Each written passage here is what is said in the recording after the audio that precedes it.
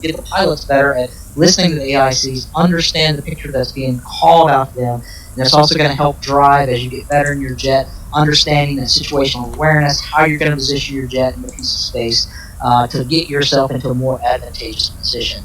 So some of this stuff's probably going to be a little bit Greek, but as you kind of start to hear the comm flow and everything, it all kind of start to come into play there. So if you're looking at the slides here, so on slide 2, hey, really what is AICs? It's just a coordinated effort between both fighters and the AIC to make sure that everybody understands the same piece of air picture that has taken place. Now it's important between both AIC controllers and also the strike fighters that you got to understand the other's capabilities and limitations. So for example, for an E2C Hawkeye, the update rate on the radar is pretty slow. Whereas, as compared to the radar on the end of your Hornet, they've got a lot higher, a lot faster update rate. So you're going to be able to see things, you're going to see maneuvers a lot quicker than what some of your AIC platforms are going to be able to see. Altitude discrepancies. Usually your AICs are not going to be that high fidelity to break out very accurate altitudes. However, again, with your strike fighter, you're going to be able to see those types of things. Now, also from an AIC perspective, we got to understand how the fighters, we got to understand the capabilities and limitations of those fighters. How much fuel do you have remaining? How am I going to position you to where you have the best position so that you're able to consummate your intercept? So again, it's just a coordinated effort between those two agencies to make sure you're talking about the same piece of airspace. Different types of control. Now, you probably heard between Sniper Bob and Rob and I talking there before we kicked off all this briefing. Different types of controls, control types. So you've got a broadcast control. So a broadcast control, that communication is meant for everybody that's listening on a frequency. It produces situational awareness for everybody. Now, tactical control, that's when you're going to go and you're providing positions off of a particular fighter's nose or his aspect.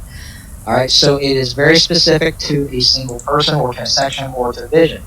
What happens then, everybody else that's listening on the net, that SA is going to start to shrink because you're going to lose that situational awareness of where those threat aircraft are located at. So just understand those are the two different types of controls. And you can do broadcast control, whether you're doing a pre-commit or a post-commit, and you probably heard us talking. It's really going to drive and depend on the range between your fighters and your threat aircraft that are out there.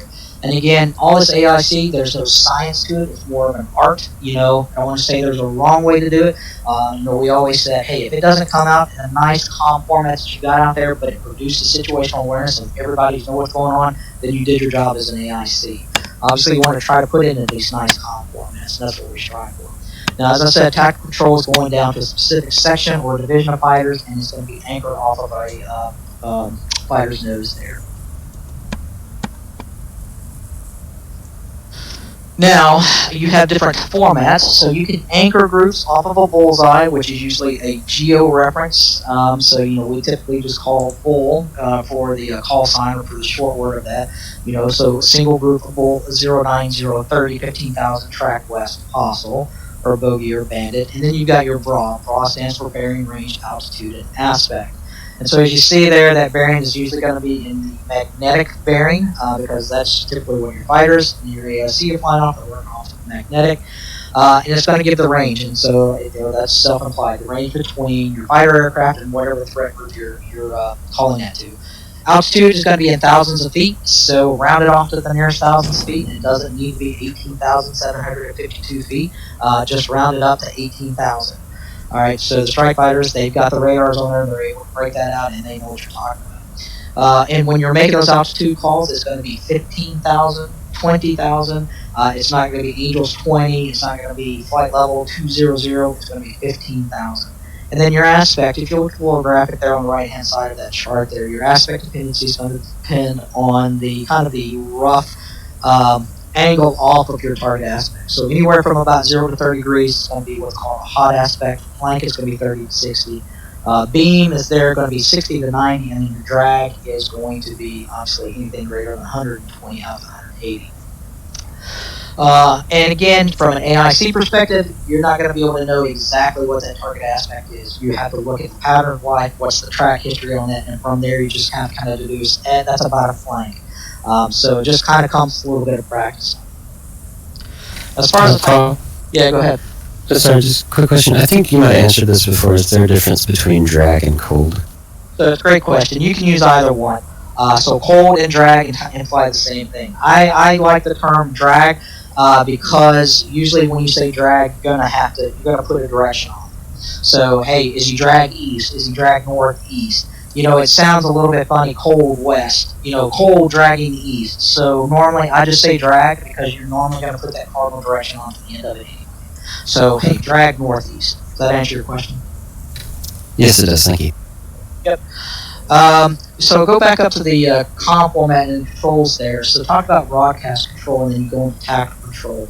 The big difference between the broadcast control and the tactical control is one, you're using the bullseye or you're going to be using the broad call there. But it's also going to be kind of the threat aircraft's aspect dependency in the way he's going. If you're doing broadcast control, so if you're making a bull call, there's no commits that are going on. Bull 090, 15, 20,000, track west, hostile. So again, track west, usually on those broadcast pre-commit comms, is going to be a cardinal direction of which way that threat aircraft is traveling. Once you switch over and you take the commit, and now you go to tactical control, or you could even do broadcast control, depending on range from it. But once that commit takes place, that drag west or drag east is now going to become this target aspect, hot, flank, beam, or drag. Alright, so as far as pieces of the AIC information that are going on, so you know your commit ranges, it can vary. It's going to depend on what you, as an AIC and the fighters brief. The fighters may want a further out commit, or they may be comfortable. Kind of a good rule of thumb is usually about 30 nautical miles. That's where you're going to kind of start to transition between the broadcast control and the broadcast bullseye control, and then to the tactical draw formats. That's a good range of thumb. And again, talking about those commit ranges, again, that's going to come down to a pre-brief between you and strike fighters.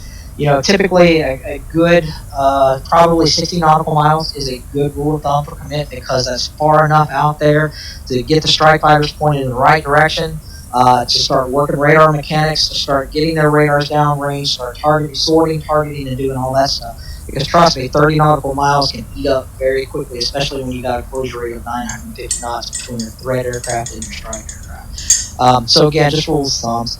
AIC information that you're going to put out there should already be familiar with it. The location of the group is going to be anchored off of a bullseye or geo-reference point, or anchored off of the strike fighter's nose. Talked about the altitude, 1,000 feet, and the direction of the movement. Talked about that. Broadcast, bullseye controls, track west, track north, track south. But once you go into that commit phase, then it's going to be the hot, flank, beam, or drag. And then at the end of all that stuff, so we talked about the broad, the varying range, altitude, and aspect. But the thing that is not on there is going to be the declaration. You got to make sure to put the declaration on it. So there at the bottom, you got friendly, bogeys, bandits, or hostiles. Now, typically, you don't put a friendly call in this whole comm format, bullseye, you know, hey, friendlies, bull, blah, blah, blah. Usually, you don't do that. You just kind of shorten that up for friendlies. So you got friendlies, broad, 09015, tracking west, no backer. But for the bogeys, bandits, and the hostiles, you do have to follow that full comm format there. So it's going to be, you've got a single group, bull, 09015, 20,000, track west, bogey. So always put that declaration on the end of that. So go into the next slide to take a look. So that's kind of roughly what your declarations mean. Friendly, we all know what the friendlies are. There's obviously the blue jets out there. A bogey, so when you're going out there and you're executing your mission, you're going to follow defined criteria for rules and engagements. So if you got a group out there, you have no idea what he is, he's not meeting anything that satisfies ROE, is going to be a bogey. And as Hawaiian specified there in his briefing portion, that means you as a fighter, you're going to the merge and you're getting a visual ID. You've got to determine, what is this guy doing? Is he wings dirty? Is he geared down? Is he flying slow? You got to get there in that visual ID. And even once you get that visual ID, even if it's a quote-unquote enemy aircraft, it may not be a threat because, let's say, for example, maybe the guy's defecting or something. So even though you get in there and identify it as that's a positively identified enemy aircraft, he may not meet ROE for engagements. So just be aware of that. Bandit calls, so hey, we got a group that's been positively identified as an enemy aircraft. So for example, he takes off out of an enemy aircraft. Hey, I know only enemy aircraft coming out of that side, so I know that he's a bandit. However, he's not doing anything that's going to trip that ROE and the authorized weapons release. So if it's a bandit, well, that's going to drive different criteria. may have to go in, you may have to escort him and stay on his wing just to make sure he doesn't do anything. And then hostile, now that's the same thing. It's if you meet all the ROE and between the AIC and between fighter coordination, if you meet that criteria, then the declaration of hostile, that's engagement to fire and engage on that threat aircraft. All right, some AIC examples here. So this is on slide 7 there. This is just kind of depict a single picture here can be put out in several different comm formats. So a broadcast control in a bullseye format, Magic single group Vegas 01580 22,000 track southwest hostile. The exact same picture could be put out in a tactical control using that bullseye format. And so Rob, that's what we were talking about. Nickel 11 single group Vegas 01580 22,000 hostile. So you see there, the only thing that has changed there really is one is going to be the call sign at the beginning. Broadcast controls is reserved for AIC, so for tonight it's going to be Magic. So it's going to be Magic. That means I control the net as AIC, and I'm pushing the situational awareness out to everybody. Once you switch over to that tactical control, that now goes directly to a strike fighter, to a section, or division. Nickel 1-1, or nickel. So if you're a section, if you're nickel 1-1, nickel 1-2, typically it's just going to go out nickel. Alright, that implies that's section, or if you've got a division flight of nickel 1-1 through 1-4. Nickel, single group, Vegas 015. And the other thing that you see there is that cardinal direction there for the broadcast bullseye format control. Track southwest. However, once you switch over to tactical control, now you got hot. And then your other form that you can do is that tactical control raw format. And again, it's going to kind of depend on the range there that's brief between you and fighters. Nickel 1-1, single group raw, 34590, 22,000 hot hostile. So you see that the only thing that changed now is your anchor point. You're going to bra by the bullseye point. So same picture, but 3 different ways you can put that information out there. All right, so we talked about comms priorities. Talk about in the broadcast control. Before the commit ever takes place, you take a look at this. AIC, they are the primary talkers on the radio. They have the authority on the radio. Hey, Magic 3 groups, first group, second, third group. All right. Then, as you take the commit, the roles start to switch. Now you've got your division, your section lead or your division lead is going to be the primary talker, but then also the coordination between you as AIC and that lead. So between the two of you, you're talking about the same piece of air picture to make sure that the strike fighters understand what's going on. Once you get into about 30 nautical miles, now you as AIC, you're pretty much only talking by exception, because by that point, the fighter should already have the SA of where the threat is aircraft, and by this point, they should have already done their sorting, targeting within their sections, within their divisions, and however they need to do that. But again, as AIC, you are talking by exception. And that also is extremely important down the merge. Now, prime example of by exception is a threat call. So you were talking about, hey, Magic monitoring additional groups. All right, well, you're monitoring these additional groups, but let's say they get down to about, let's say, 22 nautical miles. Now that group has become a threat to there, and your fighters are emerged, they need to know about that threat group. Nickel, threat, bra, 090, 22, 15,000, hot, hostile. So that's a by exception, is if you've got to tell the strike fighters immediately, right now, you need to know about this guy. Alright, I'm going to rocket ripple through these pretty quick. These next set of slides is just to provide you a little picture here of some example comms here. So single group, so Magic single group bull, 09030, 20,000 track west, hostile. I'm not going to read every one of these because you can kind of see the same format. We've already talked about the single groups before. You do have a 2 groups range, so for the 2 AIC controllers tonight, we've worked together over the last several weeks. So what I want you guys to do tonight is I want you to work on getting a good range call or an azimuth call presentation out there following this comm format here. So the way it would typically go before the commit, as AIC, you're going to be Magic. 2 groups, first group, bull, 09010, 25,000, track west, hostile. Second group, bull, 09030, 15,000, track west, hostile. So Rob, maybe to kind of answer one of your questions, in this forum, this broadcast control, you do have to anchor each and every group because it's building up that situational awareness for the strike fighters that are on the radio.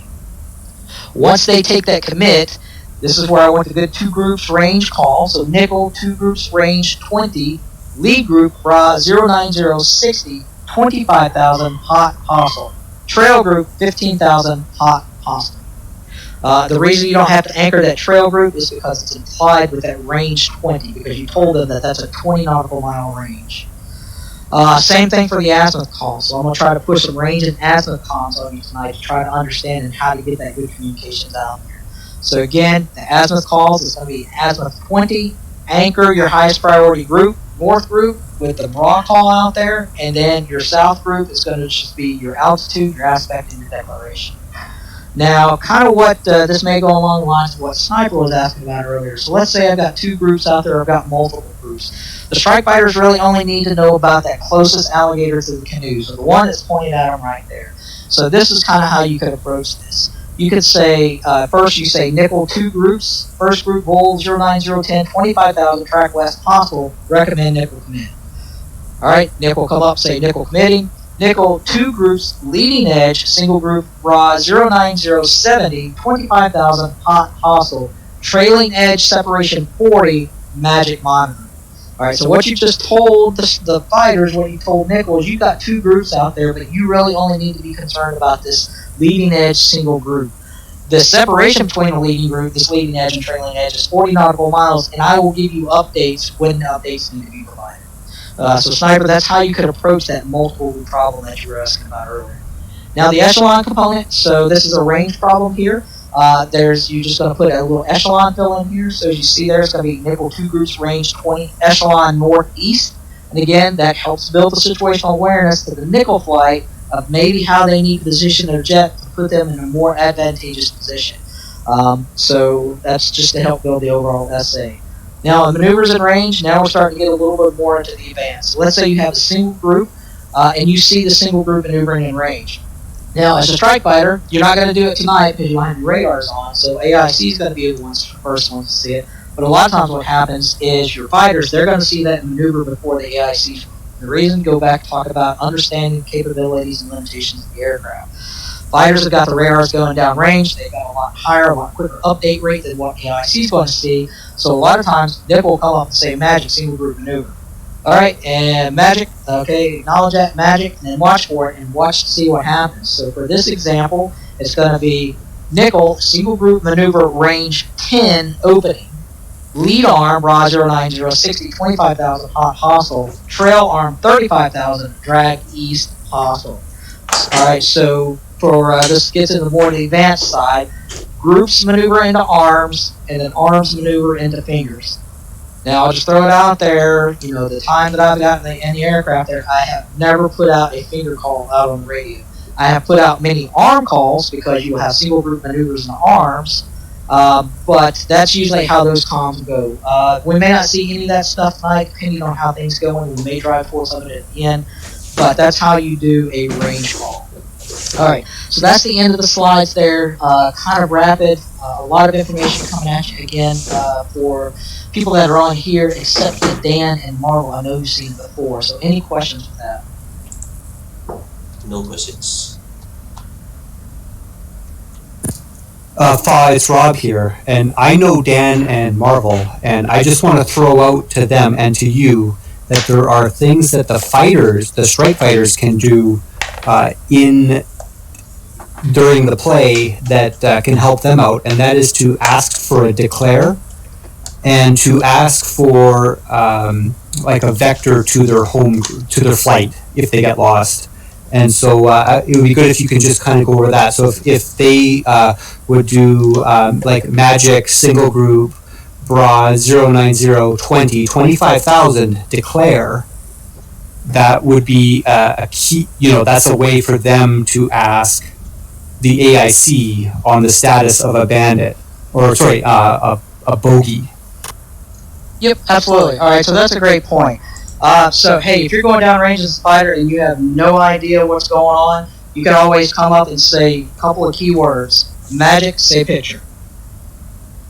At that point, now Magic's going to come back to you and they're going to give you the whole picture call. Magic, 2 groups range, and it's going to be updated. Now it could be off of the bullseye or it could be off of the raw call. Probably at the range, and if you're asking, hey, Magic, say picture. Picture 2 groups range 20, and then anchor the groups off of raw. Alright, if you don't want to get the full-on call, you can always say Magic, anchor north group. When they say anchor north group, Magic has to respond back and anchor that group with the full-on call. So, it would be, so Nickel, Magic, anchor north group. Nickel, north group, bra 0903015,000 track or beam north hostile or bogey. So you can get an anchor call. That means you're getting a full callback for that group.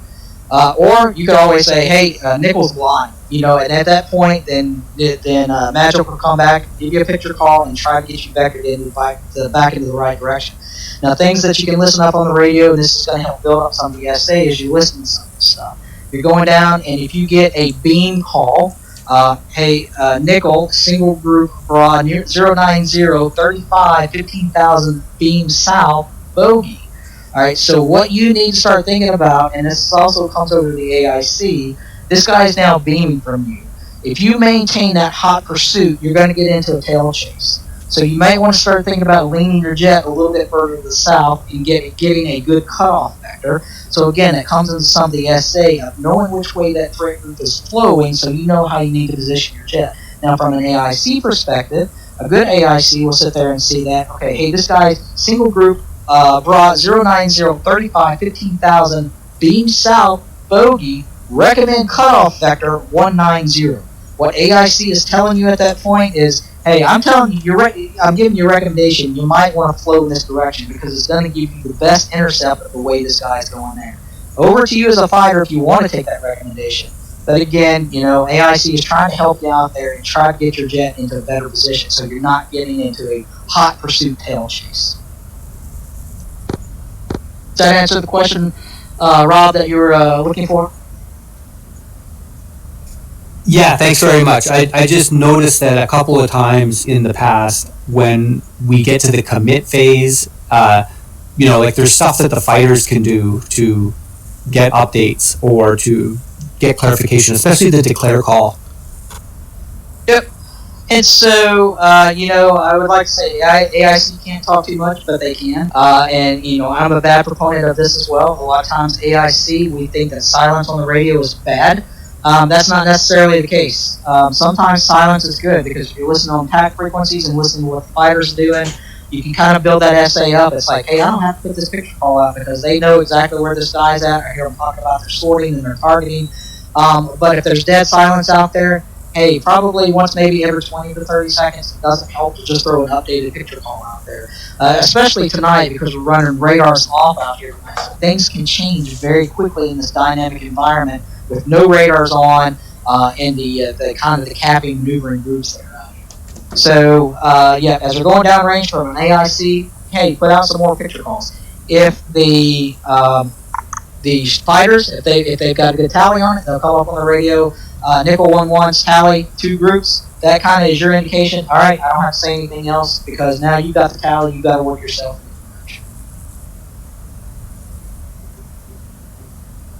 All right, any other questions? All right, I see Wake joined us. Great to see you back. Enjoy having you out. All right, let's talk about some of the mechanics, the hard mechanics of what we're doing tonight. So, Dan and Marvel, I think it would be good to have you two together as a flight, and you can work with Rob. Wake and What Up Dogs, you two together as a flight. You'll be working with Sniper Bob, and kind of the idea here is that we'll have one group coming in and the option of that second group to stay overhead bomb and just kind of listen on the radio. You can pop into the F10 view and see what the group that's ingressing is doing, and it helps us to recycle quickly, right? If the group that went in, that went really well and they're flying out, we can start the next group before that first group has come all the way back. And the option there is if that's not working for whatever reason, or you guys want to fly together as a 4-ship, there's always the option to just join up and we dump the 2 groups and we just go with a single group. But the students are going to toggle back and forth, Rob handling one evolution and then Sniper Bob handling the next evolution, and then toggle back and forth. Any questions about the mechanics there for the flights? Hey, thanks for getting me late. I appreciate you guys getting me in. A couple questions real quick based on that. Have call signs already been assigned, as well as the bullseye lat and long? Bullseye is posted in chat. Call signs have not been assigned. Okay, I'll pick that up here in just a second. Speaking of bullseye, is there anyone from the pilot's list who does not know how to program Bullseye into their F-18 jet or does not know how to tell the computer to give you the Bull's coordinates as you slew your cursor around on the radar or situational awareness. That'd be me. Alright, so when... Yeah, I don't know what's a bullseye, but I've seen it on maps. And I know how to program coordinates into the F-18. Alright, when we jump in, I will jump into an F-18 and you guys check in on Unicom and I will talk the F-18 drivers through programming Bulls into their computer and then setting it so that as you move your cursor around on the SA screen, it's giving you the Bull's coordinates under the cursor. That'd actually be great training. I eventually get it and understand it, but I think that'd be an awesome training for the pilot side. Right, so that's going to be first up. So you hop in your jet, you'll do a comm check on Unicom, and while you're still on the ground or on the carrier deck, I'm going to talk you all through punching in the coordinates for Bullseye and then telling the computer how to give you the appropriate Bullseye coordinates for your crew. Any other questions on the mechanics of the flights and how to handle Bullseye? We'll talk about call signs in a moment. What is Bullseye actually? Is it like a reference point? Bullseye is indeed a reference point, and so the quick overview is on the radio you could call out lat longs of everything you're seeing, but it's possible that the adversary is listening to your radio and so they know which groups or which assets on the ground have been compromised. So before a mission, typically several bullseyes are defined, and they're given different names. This game doesn't support several bullseyes, it only supports one, but in the real world, several bullseyes are assigned. The coordinates of each bullseye are classified. And then, depending on where you are in space, throughout the battle space, or if you think one of those bullseyes has been compromised, or you've been using it for so long, it's likely that it's been compromised, you'll drop those. And so it's a way to have a classified coordinate system based off some point on the planet. So you might think of, for example, in your hometown, maybe there is a tall tower like Seattle Needle, that everybody knows about. And so you could say, well, I'm located 10 miles northeast of the Space Needle, and everyone knows where you are. That's really what Bullseye is all about. Okay. So, that's kind of the quick overview of Bullseye. So you can program it in the computer, and it's trivial then for the computer to give you the Bull's coordinates, and that's what I'm going to show you all how to do in the end. Any other questions on what we just talked about before we move on to the next topic and hop into the... Yeah, so you paired together Marvel and myself. I don't think either of us have done this exercise before. Maybe it'd be best if we went with someone that was experienced to take lead for each of those flights, or... Roger. Wait, can you lead now? I may not be the best candidate to lead that. I was pretty much taking your wing the last time. I definitely joined that group to give a little bit of experience, but as far as being lead, I'm not really exactly versed on how to sort targets and that sort of thing. Yeah, right. Let's just put all four together under What Up Dogs as the flight lead. Yeah, Oh, Wake, you were good enough, buddy. You were fucking stellar.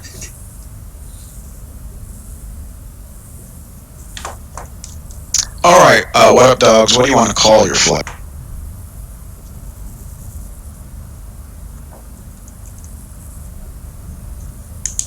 I'm not sure. Probably go with Uzi. Okay, Uzi 1 flight, and you guys can figure out once you get in your jets who's going to be 2, 3, and 4. Alright, so we're going to have a single flight, a 4-ship, and they're going to come in, do their evolution, and then on the egress out, we'll do a debrief, and then the next student will come in with that same 4. Any questions on the mechanics of that procedure? Just a quick question. Are we going to change TAC 1, TAC 2 between rotations at all so that the flights can kind of stay on the same thing at all? Or No, likely the 2 frequencies tonight will be 253 and 134. There's probably no need to go into TACs 1 and 2 because we're not splitting up the flights. Any questions on the freaks we're using tonight? SRS IP Freak. I joined the server. SRS is now on Macro Connect. We get that posted in the. I may have overlooked it. Sorry if I did, but posted in the briefing space. Yep, it's 2 messages up. Server IP is valid for DCS, SRS, and Log ATC. Oh, my bad, sir. I overread it. Thank you. Just a quick question. So we're gonna use like AIC 1 or 2 for, let's say, Uzi flight. For the pilots, you'll have 2 frequencies tuned. 253 for everything that's not talking to the AIC controller, and 134 for all traffic to and from the AIC. Could you repeat that? The first one? 253 is for all traffic that is not directed at the AIC controller. So when you want to talk to each other, your wingman, you've lost your flight lead, you're not sure what's happening, you're going to be on 253. When it's time to talk to the AIC controller or listen to them, that's going to come on 134. Okay. And that should be channel 1 and 2 in your jet, Marvel. Yep. Okay. Got that. Any other questions on the mechanics of the freaks? Yeah, I got a question. Would it be normal for the AIC controllers to be listening in on Unicom or the TAC frequencies, or would they just stick with the AIC frequency? No, you guys could definitely listen in. I was just going to propose that maybe the AICs could have a secondary channel for the instructors to give immediate feedback, or maybe the other students to just, provide some questions and stuff, because the AWACS, we can listen to quite a few. We can run AIC Intercom, channel 20 for the AIC guys. It's on the bottom of the list. Any other questions about the mechanics of the radio and the freak? Yeah, real quick. 253. I didn't see it listed down there on the basically admin card. Did you perhaps mean 243 or 253 is Unicom, first frequency listed. Okay, gotcha. Yep, gotcha. Any other questions on freaks and the mechanics of how we're doing those? Rendezvous point. Yep, that's coming next. So, the rendezvous point, we're just going to do it overhead mom. So, TACAN 74 X-ray is standard for the Stennis if you've lost the ship somehow. Before each evolution begins, the pilots should be in orbit overhead mom. What I personally do is I stick myself at an orbit of, let's say, 20,000 feet and 300 knots. I just use the auto throttle, have the computer keep me at 300, and barometric altitude hold at 20,000 feet, and I put myself in an orbit right over mom. And so that allows everyone to get back to the same known point, and then after we start the next evolution and you check in with the AIC controller, you're going to either give the AIC controller your position with a bull's coordinate, or the AIC controller is going to come back after you check in and say radar contact at some bull's coordinate. If that's you, you're going to either say good alpha check, or you're going to read back what you think your bull's coordinate is and make sure that the AIC controller has a good fix on where you are before he starts vectoring you.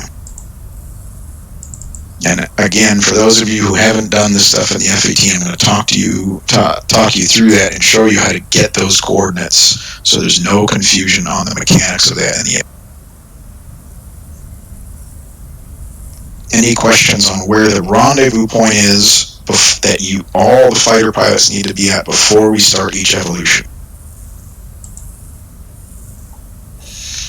Alright, if you're not there, if you've lost the bubble and you're looking out, staring out the window and you aren't there, we can't start the next evolution. So after each evolution ends, I recommend just hit full afterburner and get back to the boat. You don't even have to stay in formation, you get information. Could you repeat that rendezvous point again? The rendezvous point is overhead mom. It's overhead the aircraft carrier, and you can find the aircraft carrier on TACAN 74X. Okay. Any other questions on the mechanics of the rendezvous point?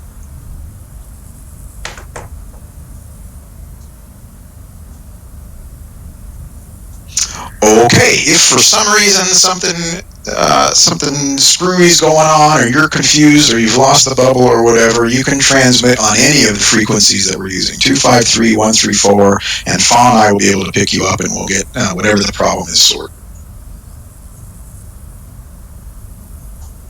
Any other last minute questions before we hop in the jet and start to do this thing?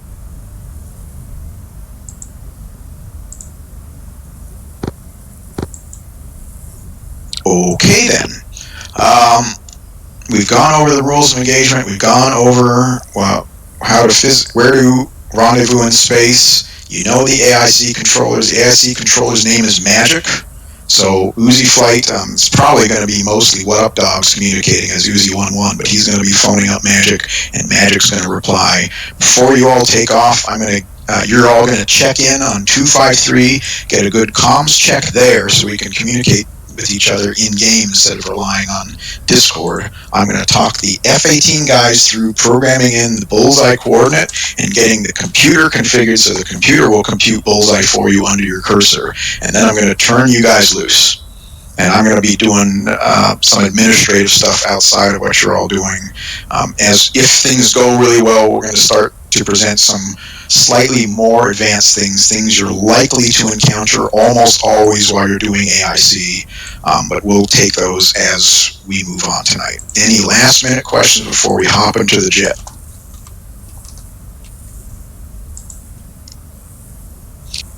For the AIC guys, once we kick over, meet me up on intercom button 20, channel 20. Okay, so we are going to mute the microphones here, but do not mute your headsets, just in case we have to fall back. We'll hop into the game, pilots hop into your jet, and once you're the jet should be started when you hop into them, but make sure you tune to 253 at the minimum and check in. Once I get all the F-18 guys, I'll talk you through it, and then it's up to you to how you're going to handle your flight. What Up Dogs is the flight lead there, so listen to him. He'll give out assignments for 2, 3, and 4, and he'll talk about where to rendezvous and what you all are doing. All right, let's do it.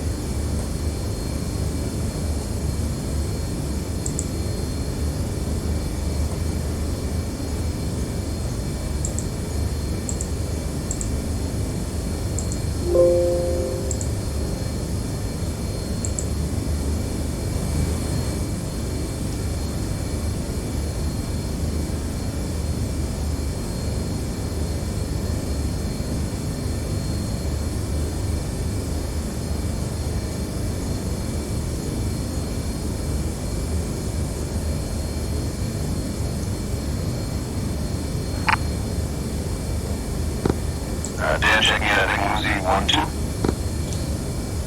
Marvel checking in. Marvel. Wait, 5-1 here, I just want to check in, so I'm assuming about Uzi 1 Tactor.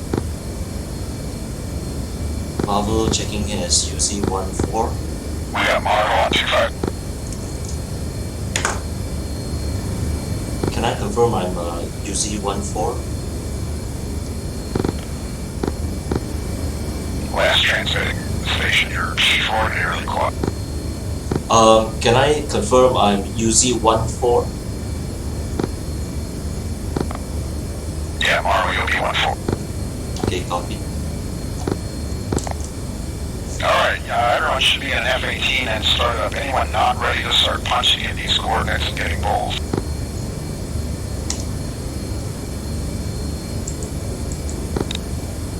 Okay, in the advanced multicolor display between your legs, in the upper right-hand corner should be a button called Data. Punch that button.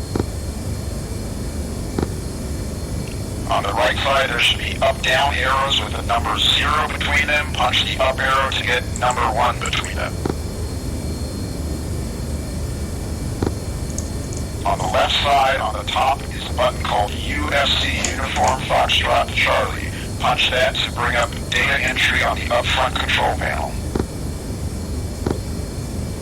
Press the POSN button for position. Press the 2 button for north and type in 444044 and punch enter. Press the 6 button for east, type in 400200 and hit enter. On the display between your legs, you should see north and east populated with roughly the coordinates you punched. Punch the elevation button on your up-front control. Select the feet option, so there's a colon next to it, and type in 591. Enter. All that data should be reflected under waypoint 1 on the multicolor display between your knees. Anyone not follow that procedure? 1-4 copies. Okay, on the display between your knees on the left near the bottom is a button next to it labeled A/AWP. That's your air waypoint. If you punch that, there will be a box around it with the number 1 corresponding to waypoint number 1. On one of your other displays up top, press the bottom center button and then hit the SA button on the right to bring up your situational awareness page. Could you go back 2 steps? You were saying something like a waypoint on the DDI between my knees. I'm not copying what you're saying. You're extraordinarily cool. What was that? Waypoint, just 2 steps back. What were you talking about? The air waypoint. Yep. Yeah, on the left side, near the bottom, next to one of your buttons, is the second button up, should be A/AWP. If you punch that, there will be a box around it and the number 1, telling you that waypoint number 1 is what's being used for the air-to-air waypoint computation. Okay, got it. Once there, bring up your situational awareness page. And if you press the sensor select button in the direction of your situational awareness page, so if you put it on the left, you're going to push sensor select left. If you put it on the right, you're going to push sensor select right.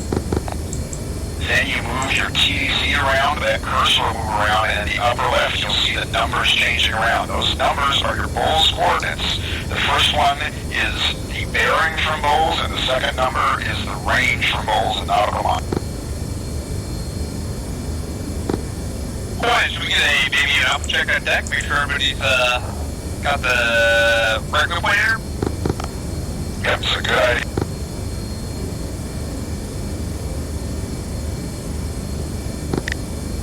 I show that you guys should be about bowls 25997. And you want 1, confirm. 213 alpha check. Full 25997. 1-2, check.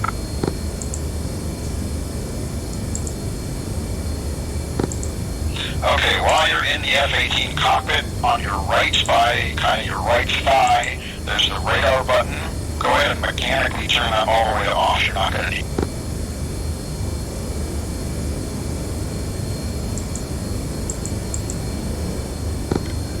And then, while we're in there, on one of your MFDs, press the bottom center button and bring up radar attack. On that screen, which is your radar attack page, even though we're not using it. On the bottom center should be your bull's coordinate as well. So even though we're not using radar for this mission, when you're playing DCS elsewhere, you're probably using it, and if you need a quick reference on where you are for an alpha check, on your attack radar screen at the bottom center is going to be your current location with respect to bulls, that area or waypoint you selected. Any questions on the area waypoint and how you can have the computer compute your location with bulls or the location of your cursor with bulls for you? Nope, that is a great tutorial on how to use waypoints in the A-18. That is so awesome for navigation and so many things. Thank you, Wyatt. Yeah, Roger. One final comment is that advanced multicolor display between your legs, what I typically do is I put the SA page on that. In the upper left there's a map button, so it'll draw the color map if you box that map button. And then when AIC calls out some group at Bulls 260 at 66 nautical miles, you can just slew over there and say, okay, I see where that is. It's kind of over this range, and so it just kind of gives you some SA when you look out of the cockpit of where you can expect that group and where they're going. My SA doesn't show the bullseye. Did I get something wrong? My SA doesn't show 25997, but my radar attack does.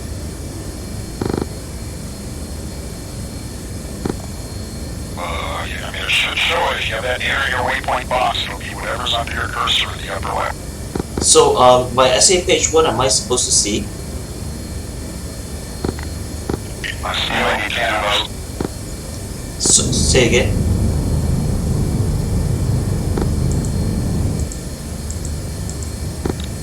If you're looking for the actual bullseye, you need to zoom all the way out so your scale is 160 to see the bullseye waypoint. Yep, I see it. It's on my top right one. Yep. Alright, so that's the tutorial for having the computer compute bullseye for you. I'm going to turn it over to What Up Dogs to handle your flight, get you off the deck and checked in with the AIC control.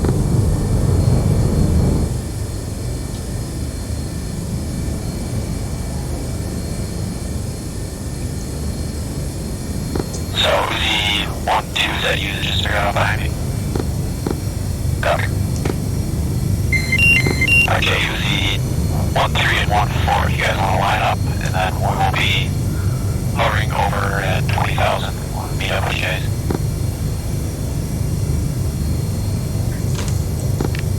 Check landing. Hey, for Richie 1-3 head to Cat 1.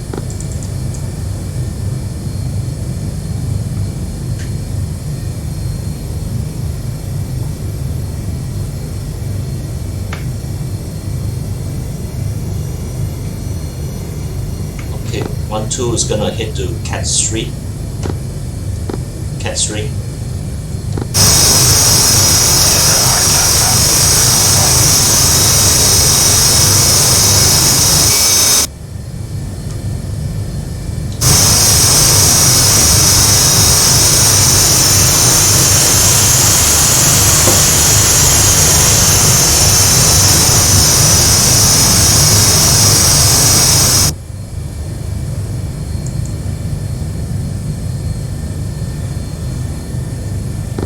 Hey, GAW AIC is on this channel.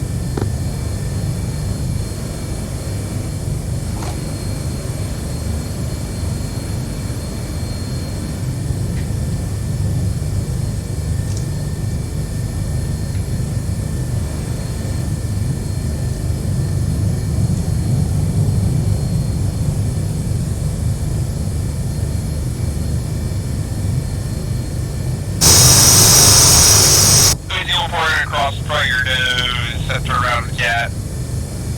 Copy.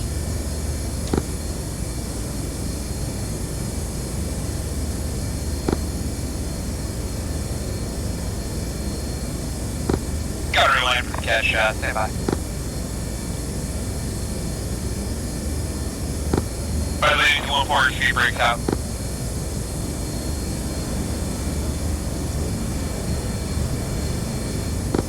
Easy 1-2 settle.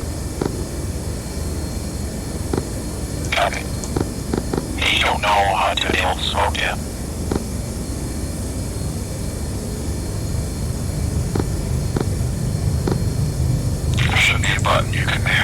Control S by default. That's fine, Captain. Oh, okay. I wasn't sure. It was like the A-10 where you can just hit the release. I'm just gonna take off. No, it's dedicated. Yeah, there's no cockpit button for it.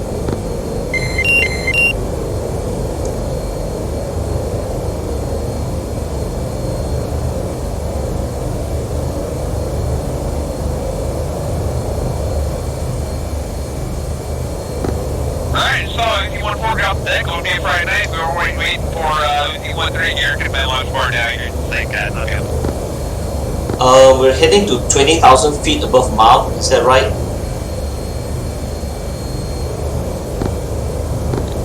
Yep, we're going up to 20,000.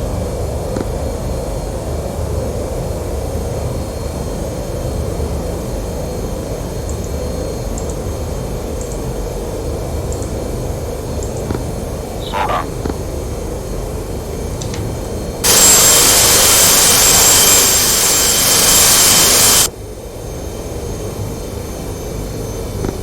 UC-14 airborne. Uzi 14 airborne.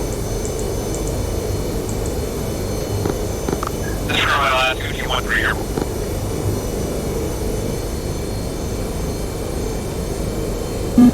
Yeah, 1,000 feet.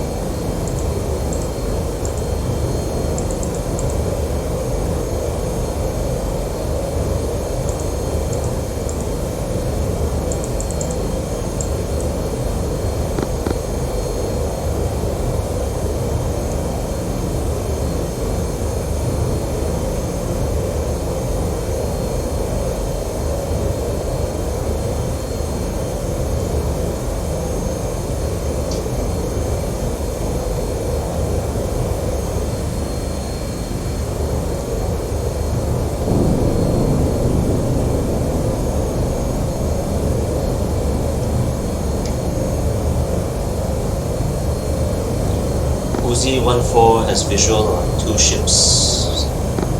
I'm coming up behind you guys.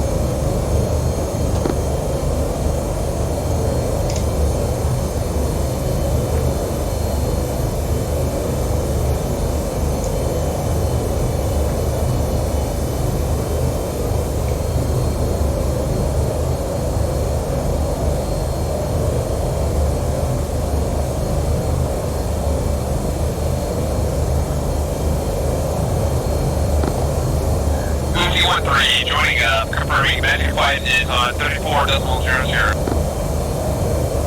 That's affirmative.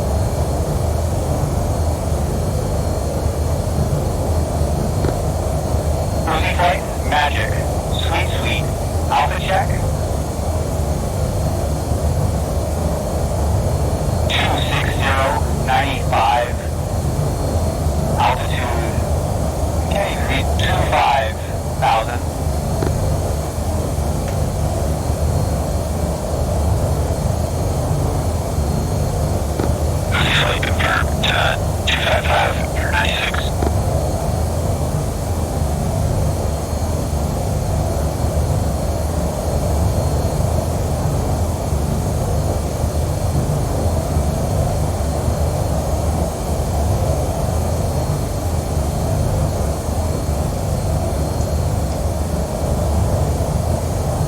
Magic moving flight, request measure.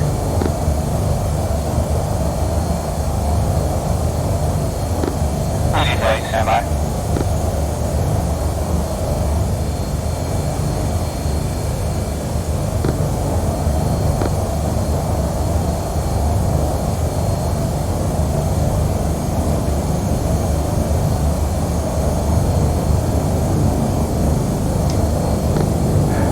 Magic, picture, 2 groups.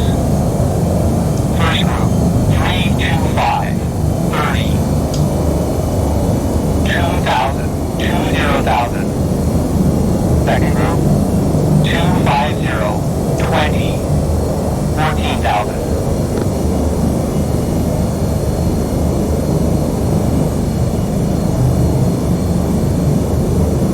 Moving flight, commit, first group.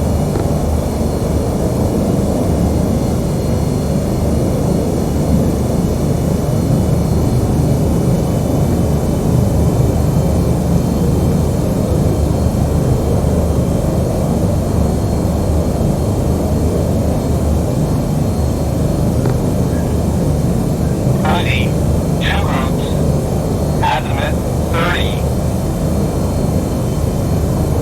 North group, raw 07075. 19,000. Flank southwest. South group 1085. 85. Altitude sensor. Drag east.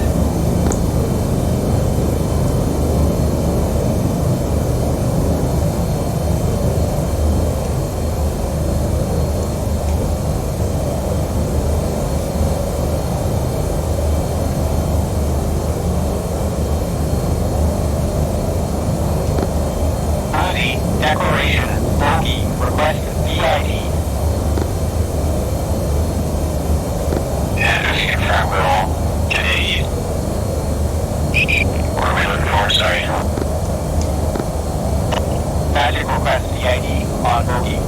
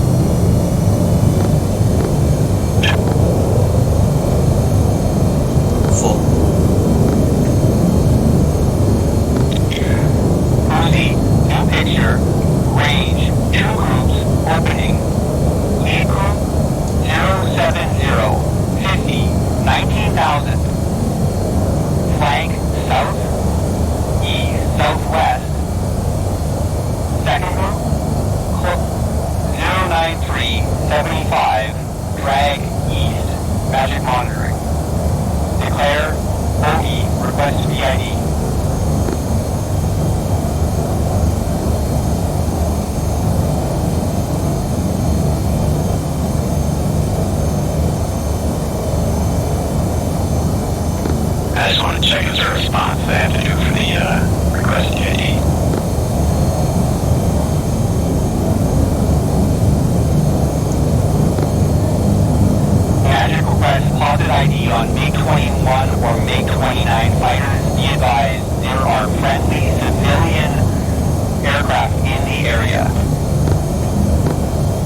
Copy. Uzi flight will check targets. Uzi flight, new picture, 2 groups, range, lead group, raw, 075, 35, 19,000, flank, southwest, second group, drag, east, magic monitoring.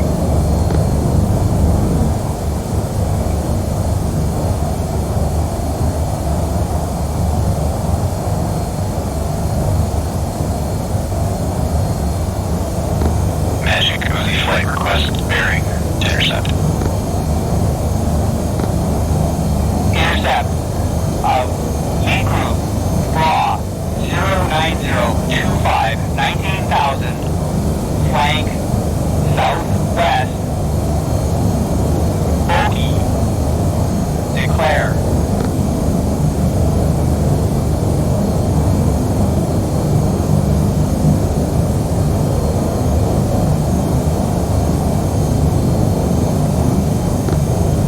Recommend cutoff vector 105. Copy order 105.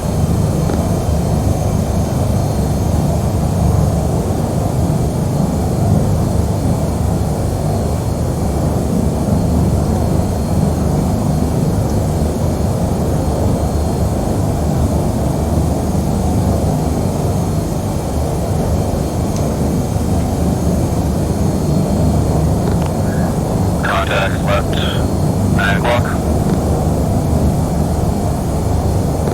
10 o'clock.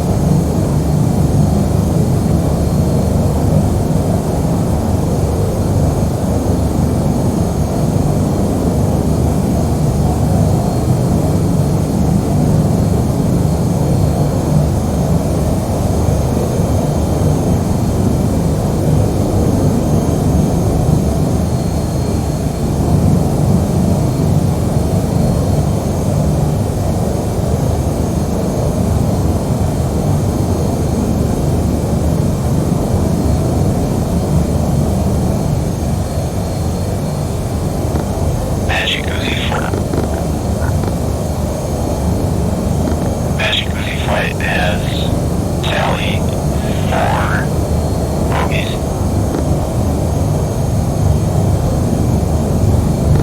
Magic copies all. Request CID.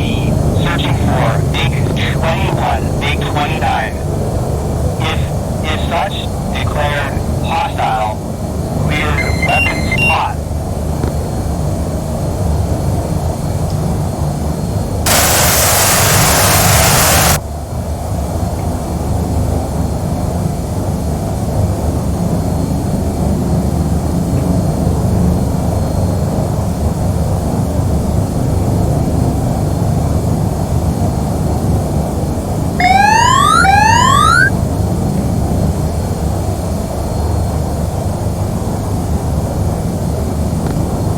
Uzi flight trail group turning hot, magic monitoring.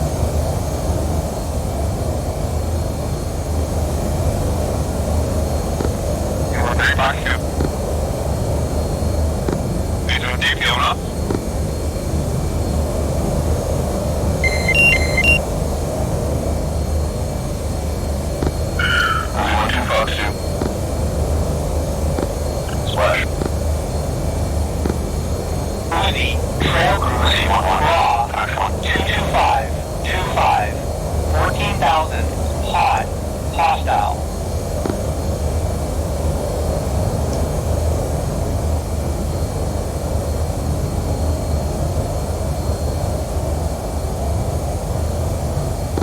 Magic Uzi 1-1. Can you repeat that again? Uzi. Trailing group. Threat. Raw. 235. 16. 14,000. Hot. Hostile. Magic Uzi 1-3, threat group raw. 231. 15. 14,000. Hot. Hostile. Oh, I'm doing the wrong way. Sorry. 0, correction.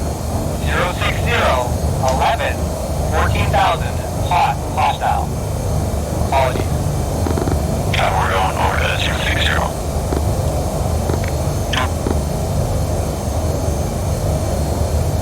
Four.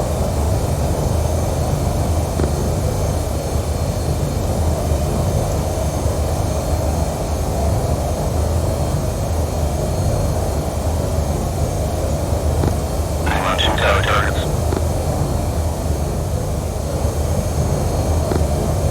Uzi 1-3, tally 3 contacts. Magic.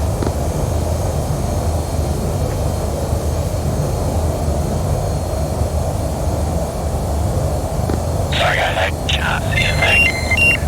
2 o'clock. 2 o'clock, Lord.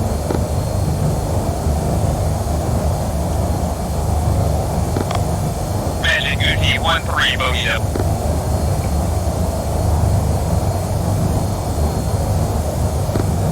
Uzi, 115, 8, 14,000, hot, hostile.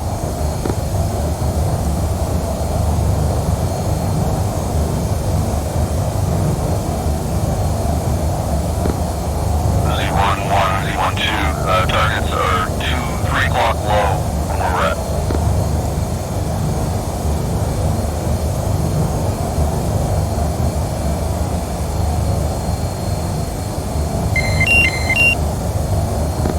I lost visual. Magic Uzi 1-3, 1-1, 1055, declare. Uzi, 1-4, declare, hostile. 105, 8, 14,000, drag, east. Uzi 1-3, 0905, 13,000, declare. I'm on 2 tower targets to the left, 11 o'clock now.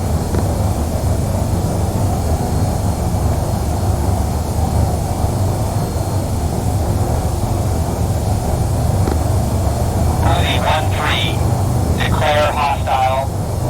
09021, 12,000, drag southwest. Uzi 1-3.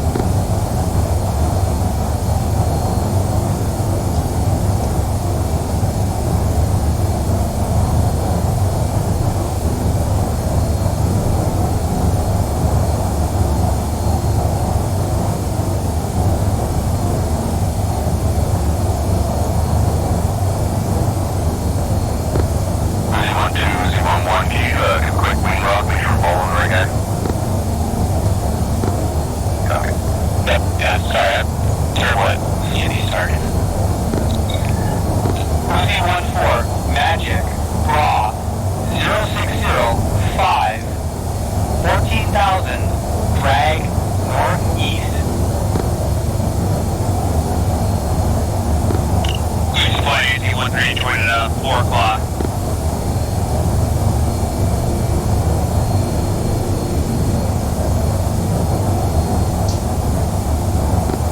Copy, Uzi 5, gotcha. Visual.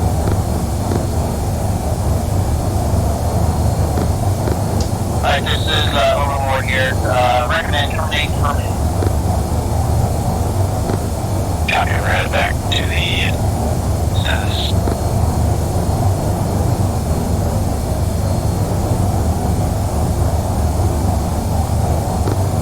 You can. Please fly AC-13 or attack aim percentage. B-74 X-ray. AC-13 74 X-ray, copy. Okay, like Magic Flow 26095 to status. Maximum flight. Yep, copy 260. Thanks. On to RTB. 14 RTB.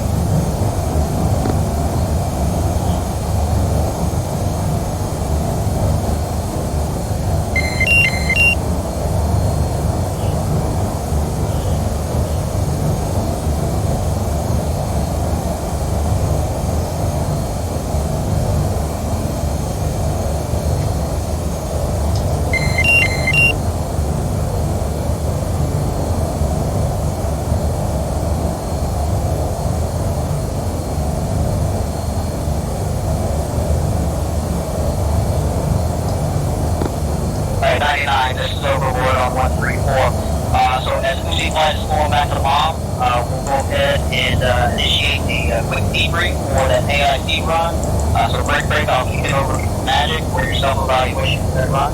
Then I'll kick it over to the fighters for evaluation for that. So Magic, over to you.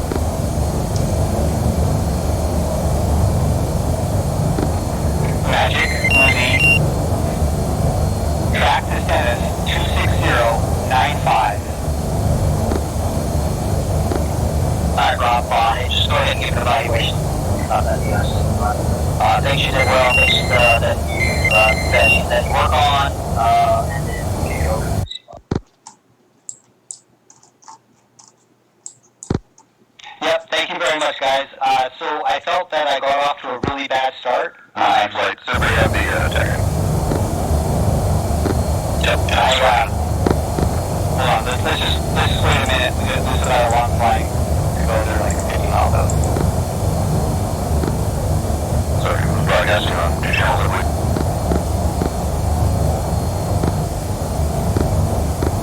So this is Magic. Thank you for the flight. I thought that I got off to a bad start. I think I gave a really poor picture call. I didn't call bull, so I didn't anchor it. And that just kind of led to you guys committing really far away. And then once you were committing, I was supporting that. I thought I redeemed myself a little bit. I think I made a couple of okay azimuth picture calls. But then I went ahead and I fucked up the raw ATC, and I really gave you the wrong 180-degree reciprocal. So I think I was calling 220 when it should have been 060, which I'm really sorry about, and you guys did it great. So that kind of got you going the wrong way, and that led to your flight getting separated. And then I think there was a little bit of confusion on maybe my part and the labeling in the raw ATC about the numbers of flights, because we only know your call sign in game, and maybe I was just making another mistake. But then so we kind of had a group of 4, 3, and 2, or 2, 3, and 1 to the north, and then 4 to the south. And anyway, so that's kind of where we ended up. So that was my call. Overall, I would say needs improvement. Over.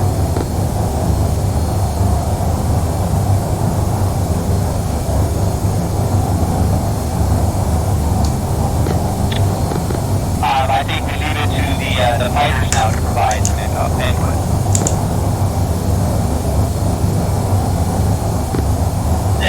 This is feedback from you.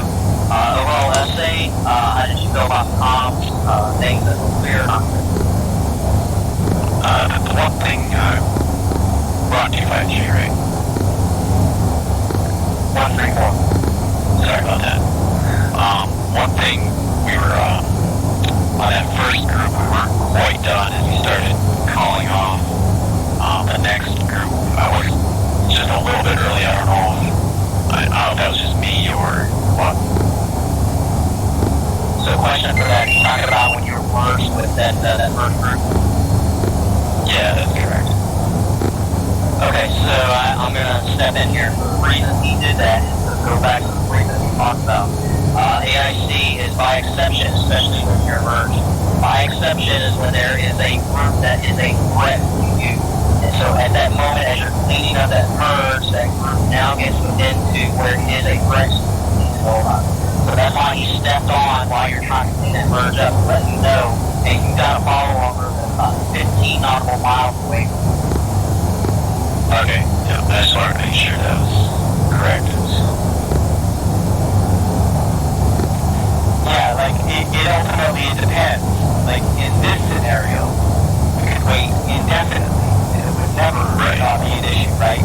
So, at a certain point, you're kind of like, are those MiG-27s with radar missiles that can, like, box you from 15 miles? And ultimately, we as gamers need to decide, like, where that is. And, but yes, I agree completely.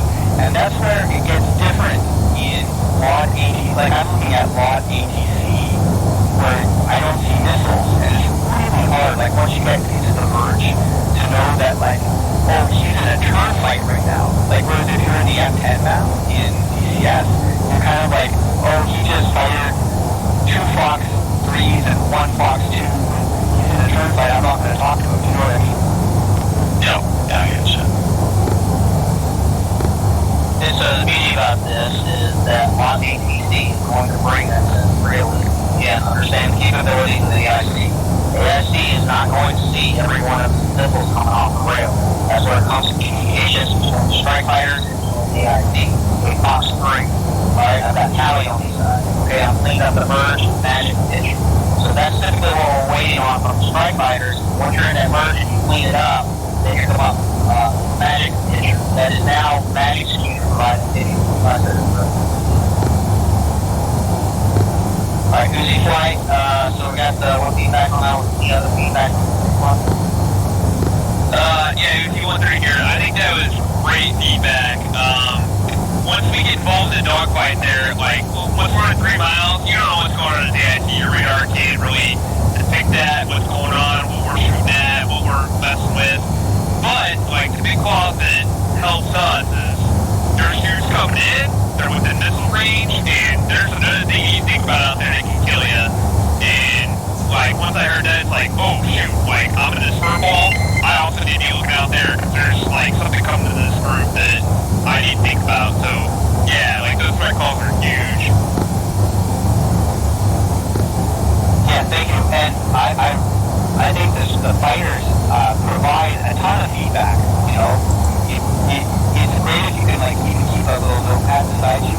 Just make a little point, like, when there's little things that the AIC is not doing. I know for me as an AIC, I really like that feedback from the fighters here. Yeah, copy it, Bert. There's always going to be more information you want to provide all the time. There's always going to be information you miss. Same with us, like, giving feedback. Like, we probably could have called, like, state threat group, or there's a couple calls out we could have gave back to you, too, to, like, tempt you to give us that essay. Okay, any other comments from Uzi Flight?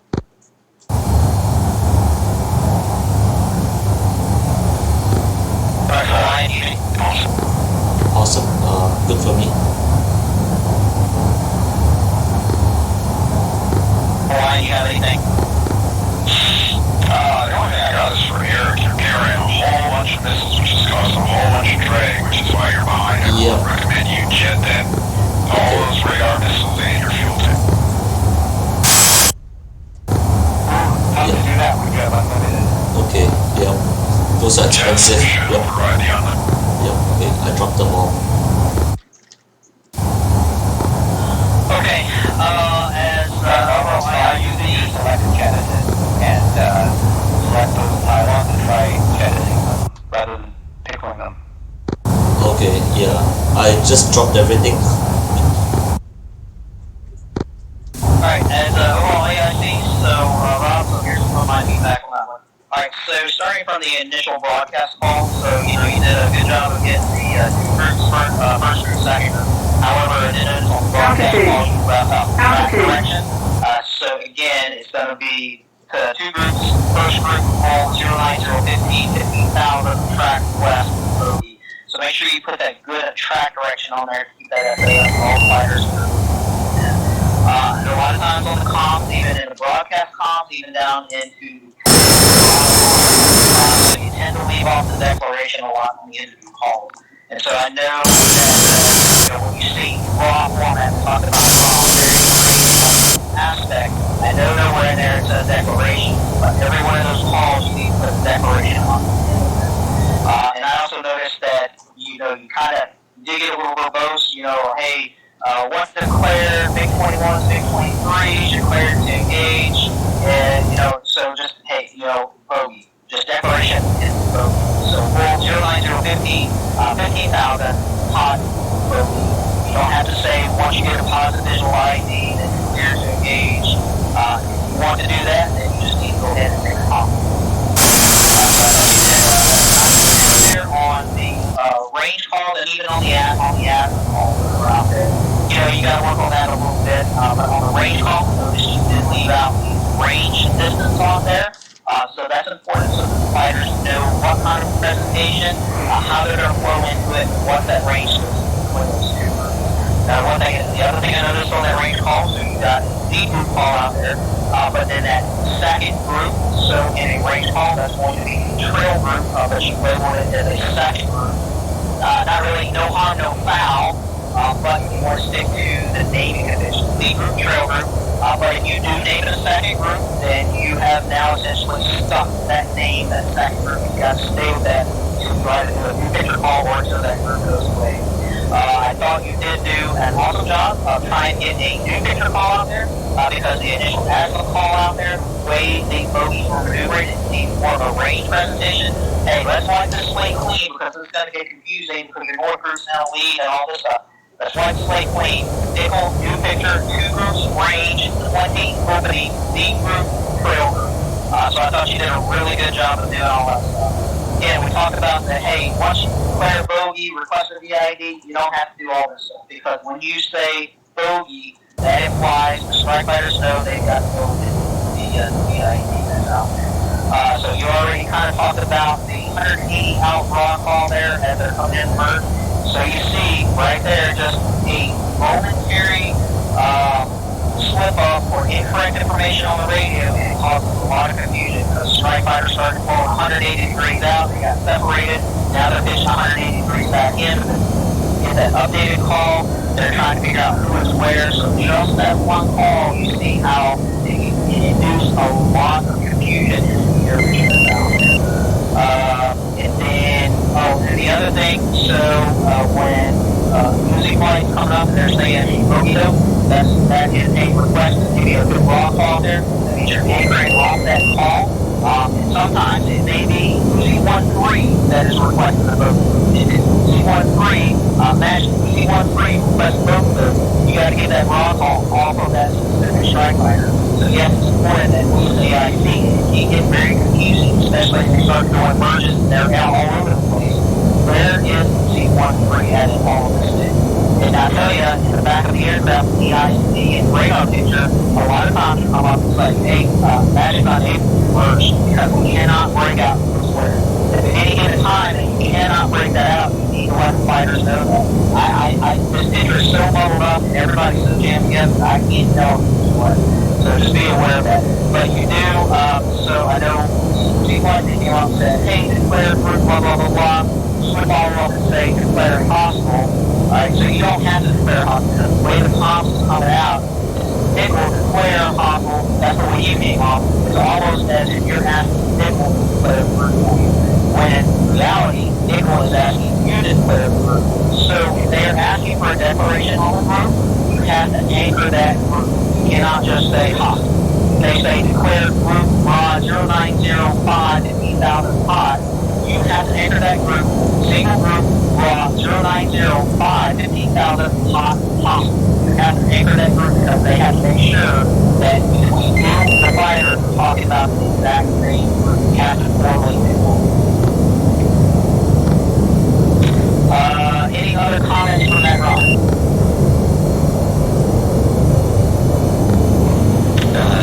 Here, I think I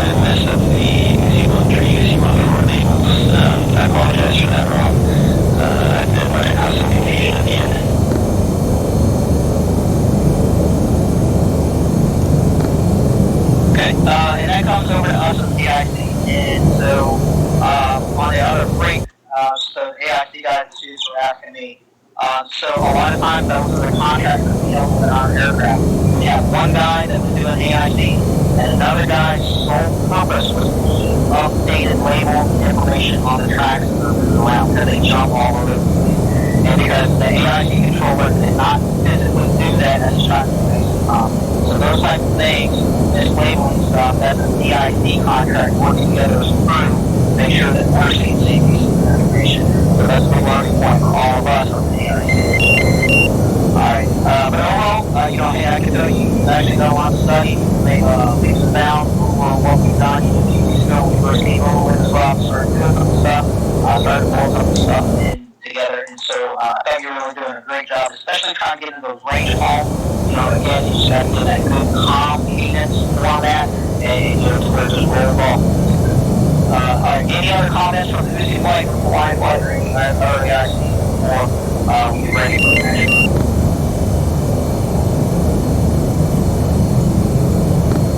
Okay, I will take silence as consent. Uzi flight, this is overboard. Once you feel you're comfortable, your joints back up and ready for the next run, I'll go ahead and get AIC conference back over to your next AIC controller sniper. That's going to be qualified as Uzi. Just let us know when you're ready, and it'll be next online.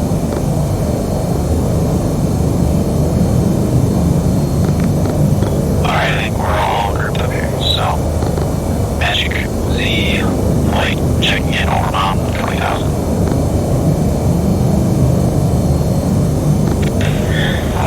Radar contact, Sweet Alpha Check Bulls 25394. Flight confirm 25393.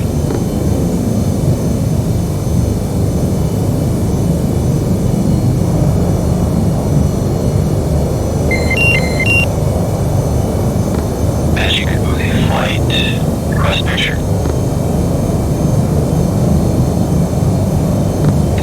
Uzi flight standby.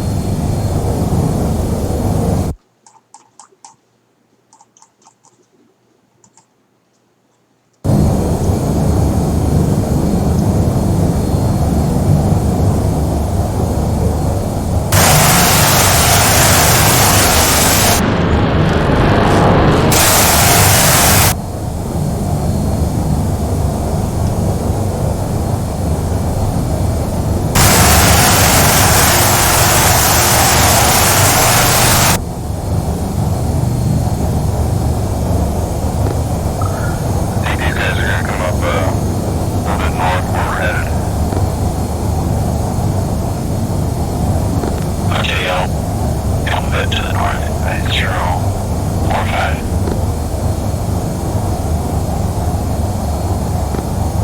About 2 copies. 4 copies.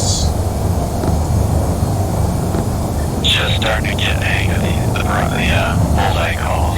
Starting to make more sense of it. That's the first time I've got clear about it all. I understand bullseye calls. Hunting for it on the EMFD is the tough part. So the MFD to north off, I think it makes it a little easier. Like offset? You can change the size mode so that the north is always up. That makes it easier to identify which way you're looking at things on the pole. Oh, okay, that's huge. Yeah, if you hit mode, then you can see that top OSB on the left side there. No, sorry, it's the second one down, B and up. There it is. Wow. Yep. Range 18, echelon, southeast. 19, 14,000. Hot, boogie, trail group. Shoot, I can't see that same trail group, 18,000. Drag east, boogie.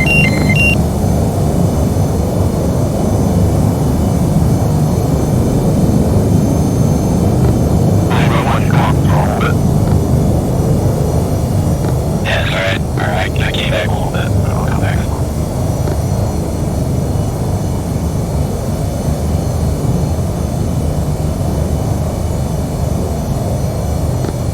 Sorry, I was working below you there for a second. I didn't know you were coming home. Sorry, I've got a couple guys behind us here. So I'm going a bit too fast. You know if 1-4 is able to drop his stores?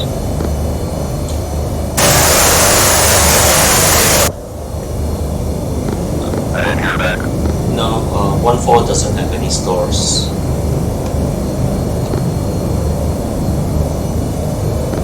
Magic Uzi request picture.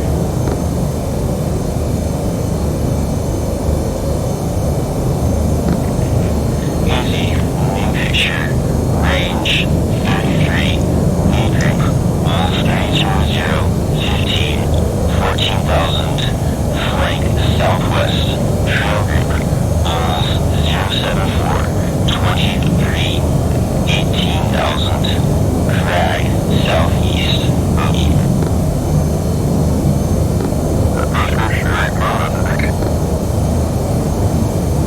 Yeah, I'm still not seeing those guys yet. Magic UC-13 Brawl Leaker. Uzi, raw, lead group. 086, 42, 14,000. Flank southeast. Boogie. Should be out there 1 o'clock. Lose a 40-mile cutoff at 2140. Copy over to 140. Okay. Cutoff at 2140. 140, thanks.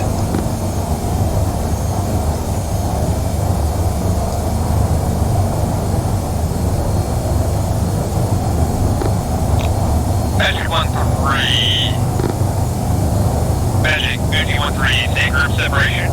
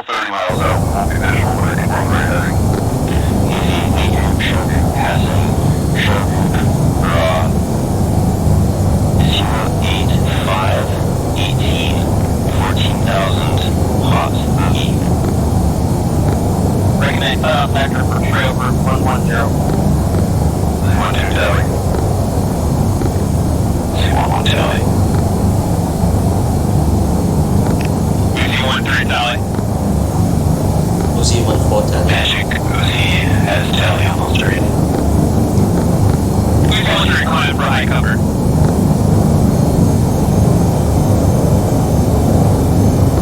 Copy, take up high.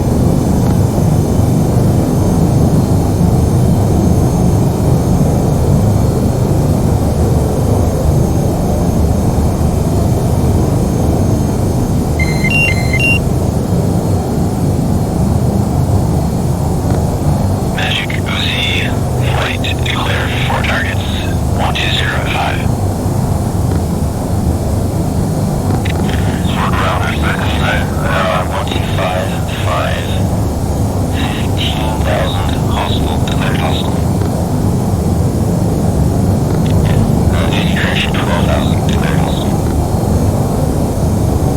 Copy Uzi flight, target at 12,000. Hostile. Flight can engage targets.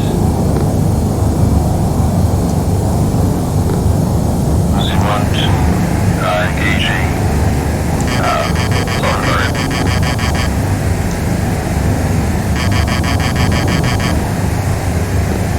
Copy, Uzi 1, take lead target.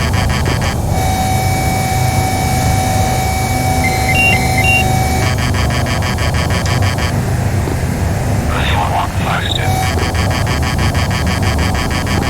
Uzi 1, 2, Fox 2. 4-1, slash. Uzi 1, 2, slash. Uzi 1, 1, Fox 2, slash. Uzi 1, 2, Fox 2. Slash. Uzi 1, 3, high cover, show slash 4.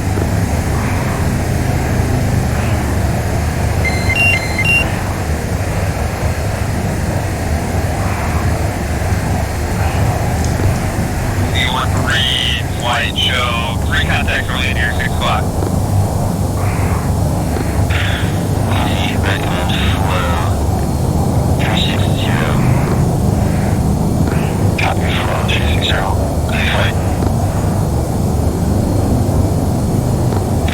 Uzi Sumo Group, raw 016, 57, 14,000, drag north, bogey, recommend CAW vector 340. Copy Rhoda 340.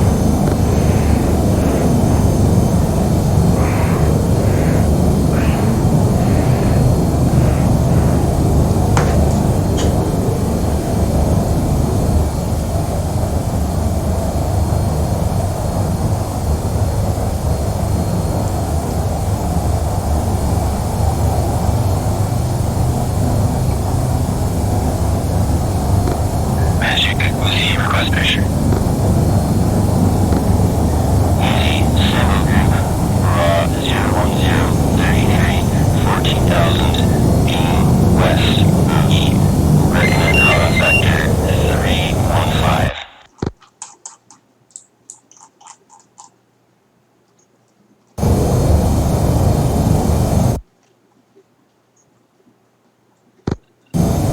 Magic Uzi 1, 3, request raw Uzi flight.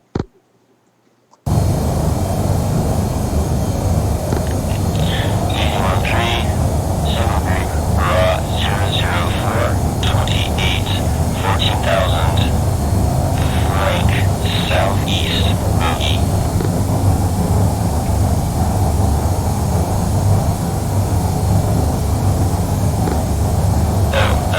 Uzi 1, 3, disregard, raw to Claymates, 259, 6 miles, 14,000.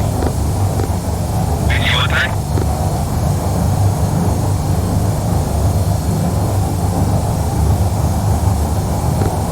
Uzi 1, 2, drop Sumo Bar.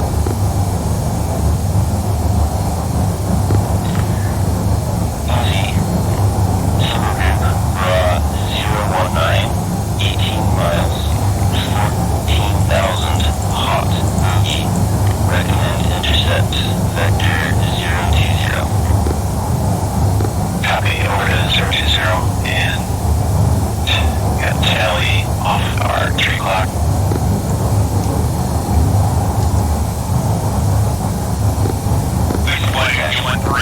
running up 9 o'clock at 15,000. The flight is turning to 040 to intercept.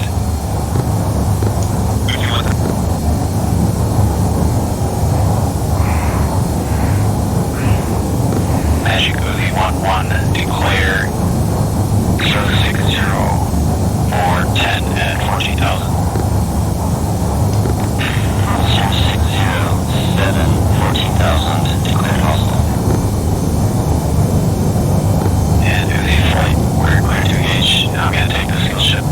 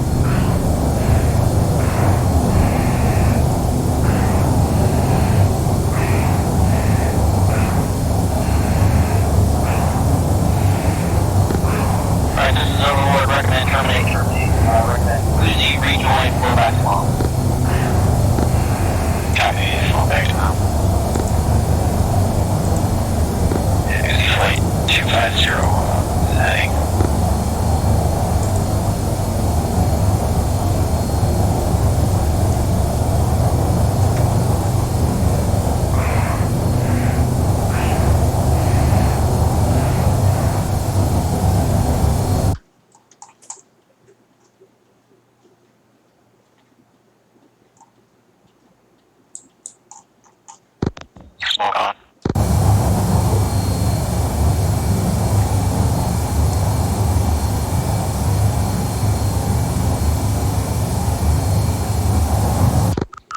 Uzi 1-2, I tally the other two, I don't see you.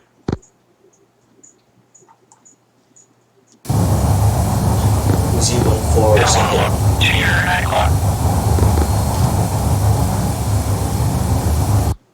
I'll bet 20,000 right now. Yeah, they're gonna have this kid's here smoke.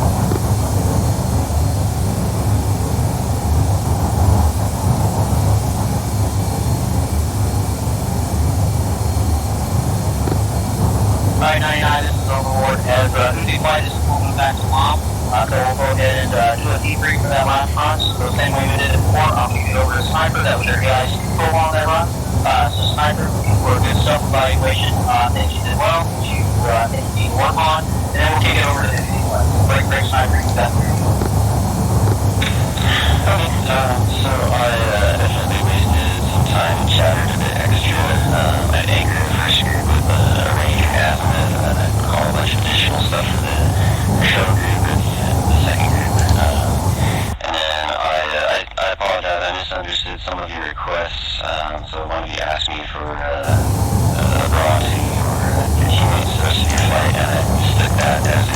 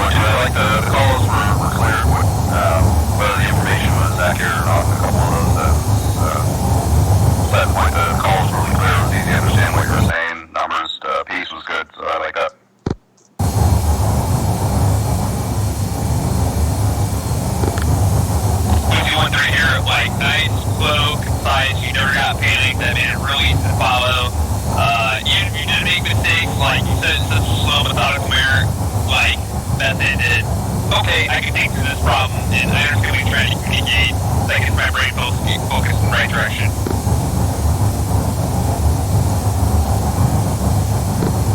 Brian?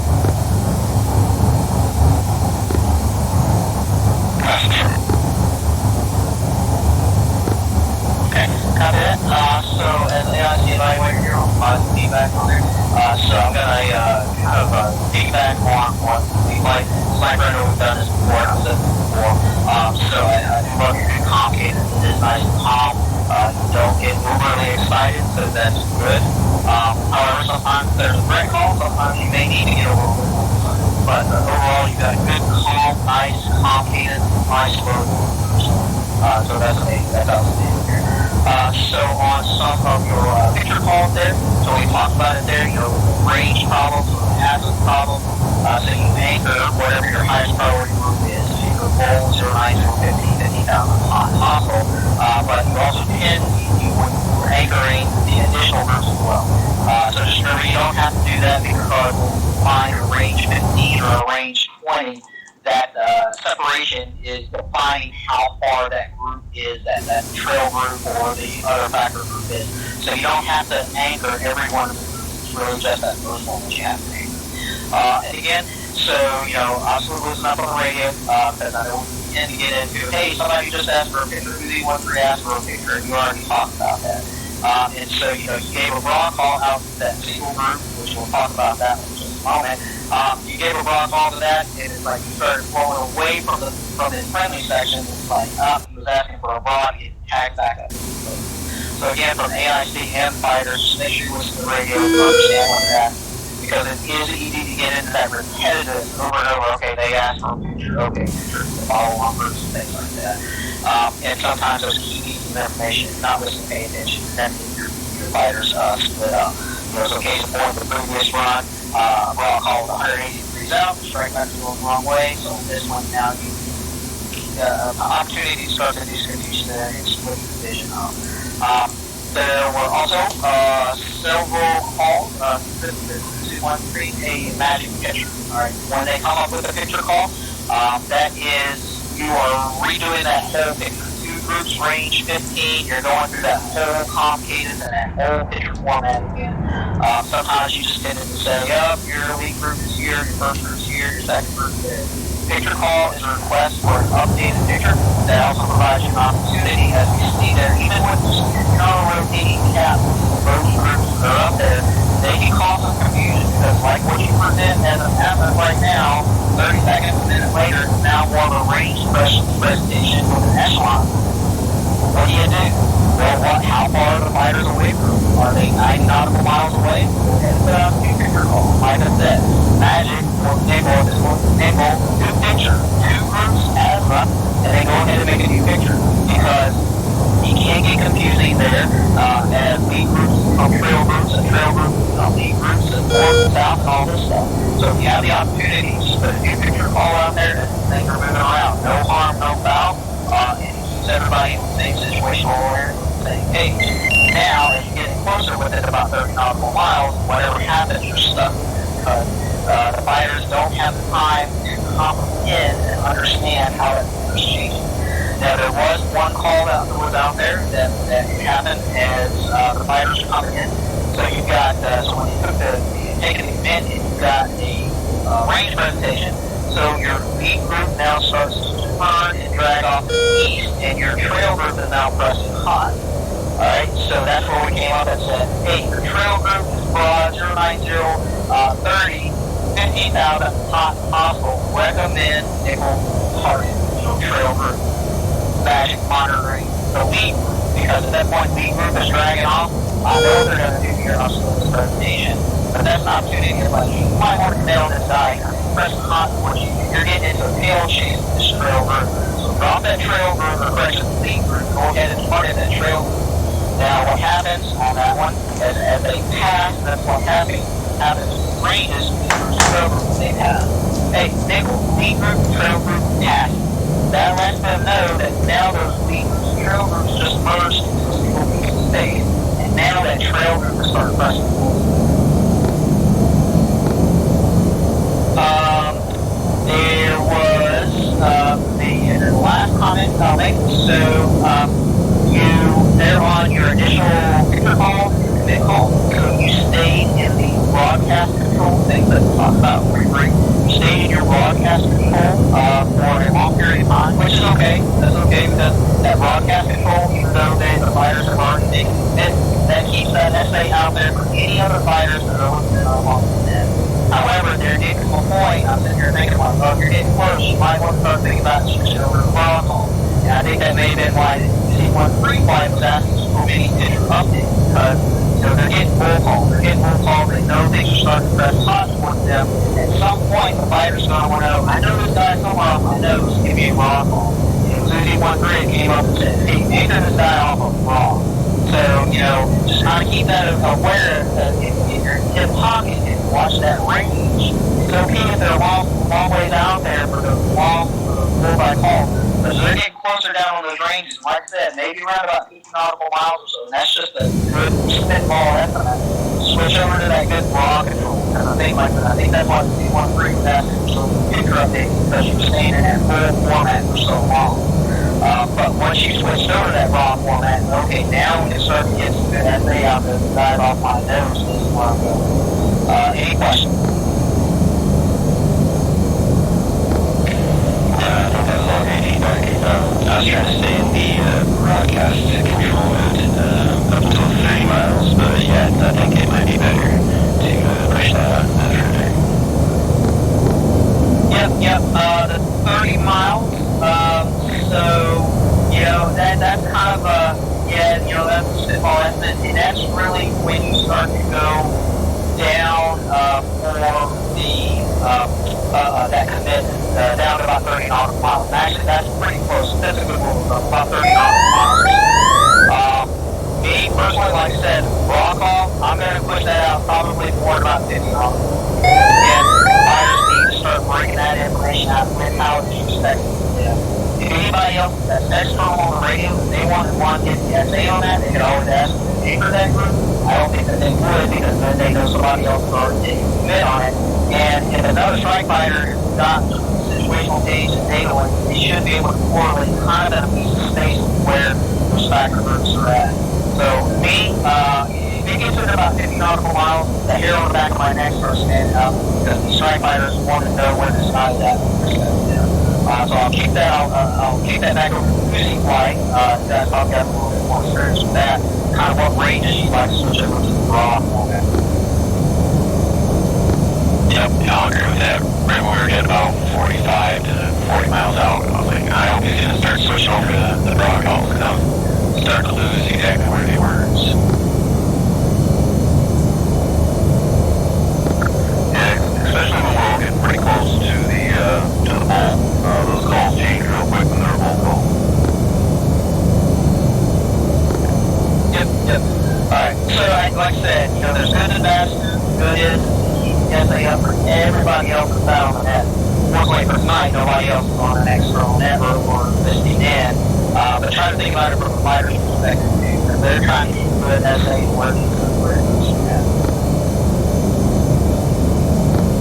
Alright, if there's no other comments, so once come back and look at Mom, once you're comfortable with the rendezvous, and you feel like you're ready, we'll go ahead and we'll kick the back over to Rob for third intercept here, and whenever you're ready, just come up on this break, and we'll go take off. Hey, Uzi, you want to take these radio calls? Uzi, want to, sorry. No, go for it. I'm still learning here. Okay, I just wanted to know if you want to give it a try. Middle is work on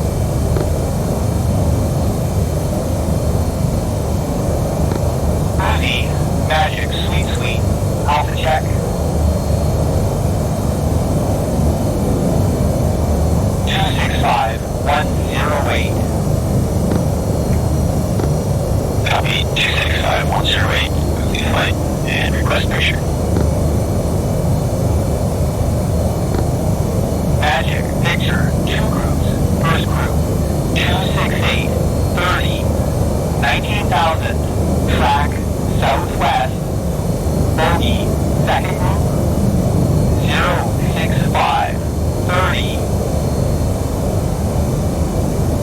12,000, track northwest, bogey.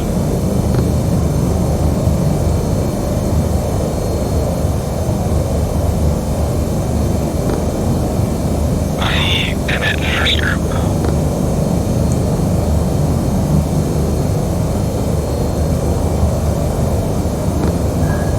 Uzi, 2 groups, range.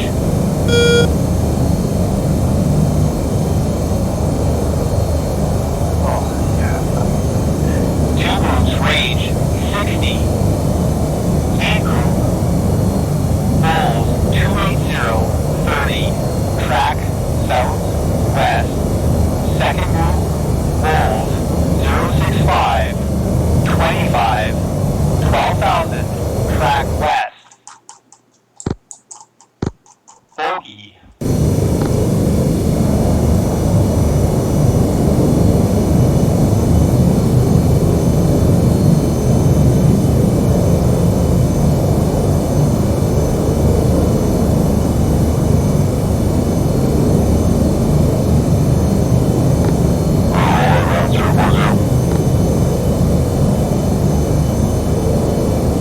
Yep, that'll work. 040.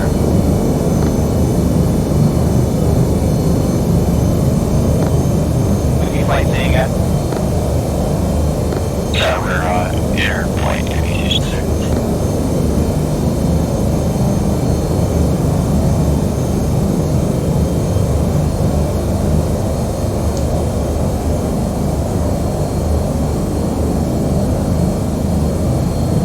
Yeah, we're gonna bring up the speed. 400.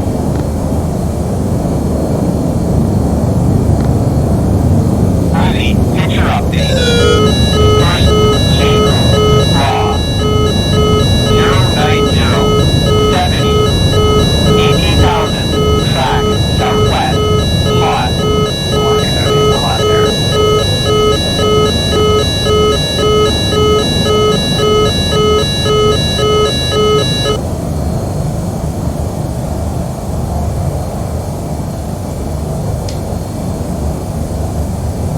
Alright, with the flight, we're gonna turn to 100.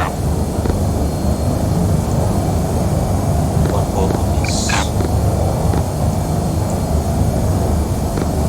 Uzi, picture update. 2 groups, range. 50. Lead group, 090, 55, track southwest. Bogey. Trailing group, 12,000. Magic monitoring. Charlie, copy. Do you want the recommended intercept vector? Magic, intercept vector, 110. That was close. Nice.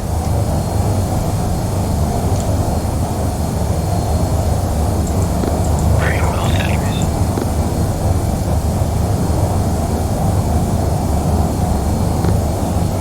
Uzi, picture update. Lead group, beam south. Recommend cutoff vector, 120. Copy, 120.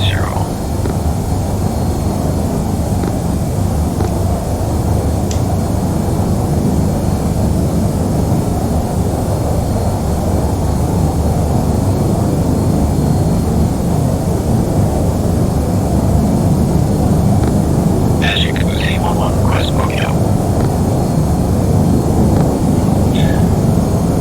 Uzi 11, Magic, Mojito. 100, 50, 20,000, drag east. Trailing group, 08086. Drag west. 13,000, hot. Recommend, target, trailing group.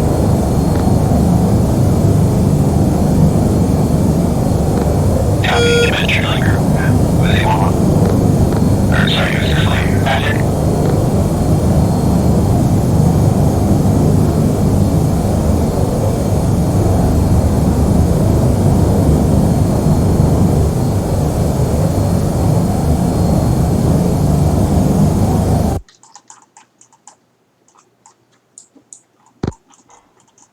Uzi, Magic, picture update, lead crew, 09045, 20,000, drag east, trailing group, 08070, 12,000, drag west, request, target, trailing group. Clarified, drag west.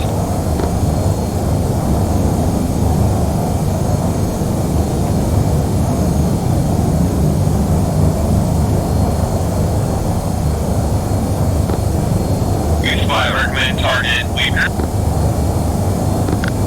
Magic request new picture. Uzi Magic picture 2 groups.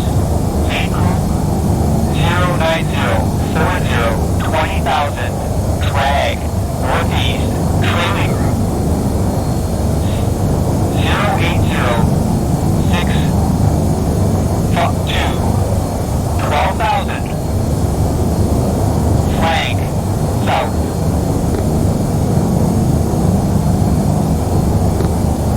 Magic flight range lead group trail group.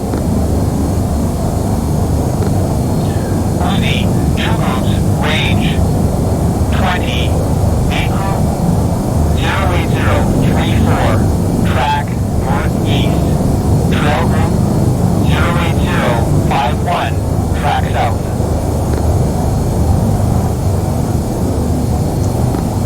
If you want to recommend target, lead group.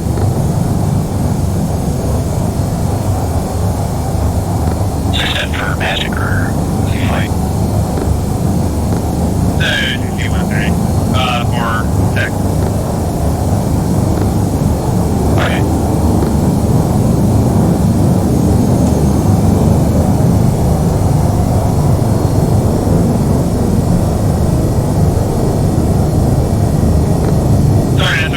Trying to be with players, trying to get it able to work out.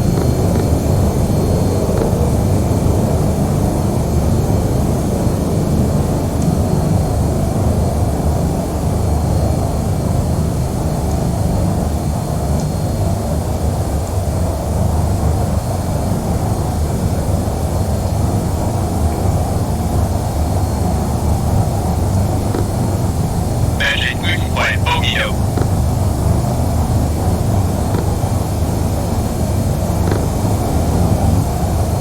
Bogey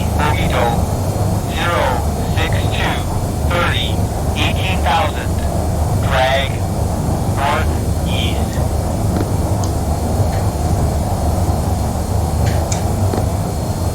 Bogey.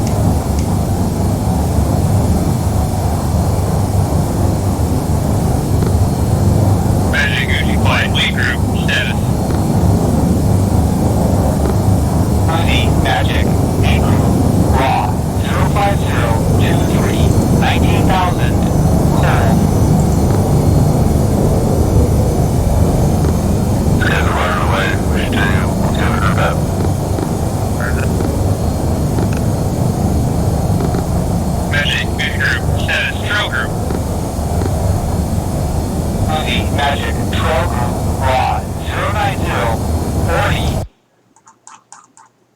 13,000 cold.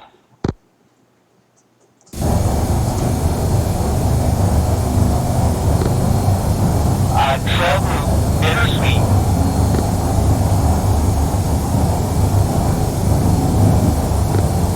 Clarification on Bittersweet. That's a friendly. Possible friendlies.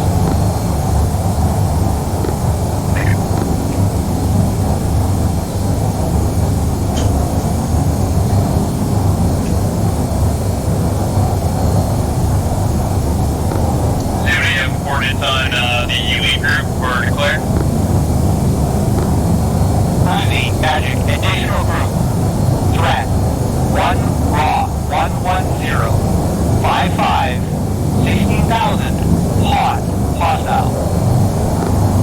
Recommend target pop-up group. Copy the flight on the pop-up group. And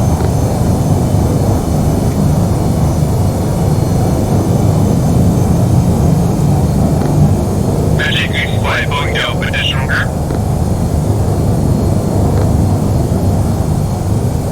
Boeing Delta, additional group. Raw, 11845, 16,000, track west.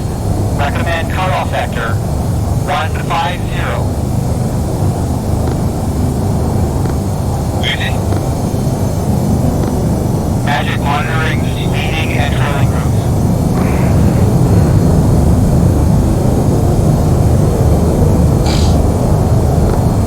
Easy, additional group, leading trailing group separation.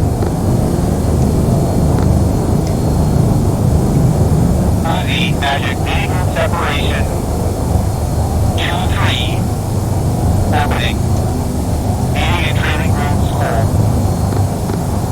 Easy.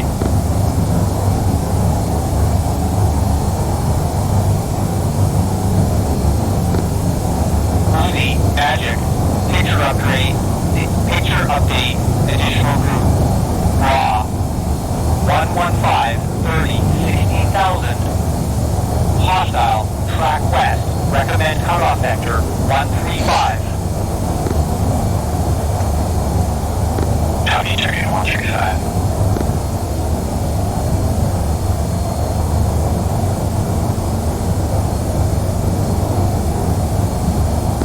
You guys have pretty good idea what's going on. Well, it looks like they're gonna show up probably around our 11 o'clock low. Probably 10 o'clock. Okay, confirm. I think that's for Bravo. We're working against you pretty hard. He's, got his goal. Yeah, 3 yards now. New picture call?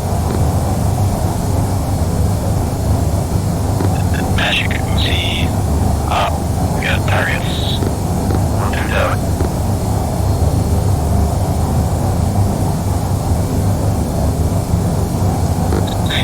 Magic.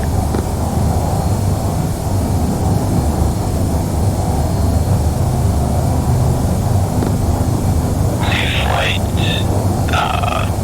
1 and 3, you want to take up that group of 2?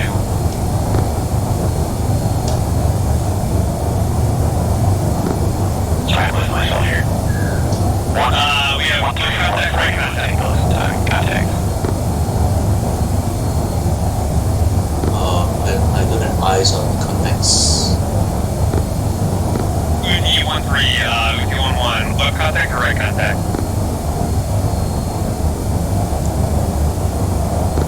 You should have a group of 2 and on a single in trail. I'm going to take the guy in trail. Confirm, Uzi 131 for contact, right contact.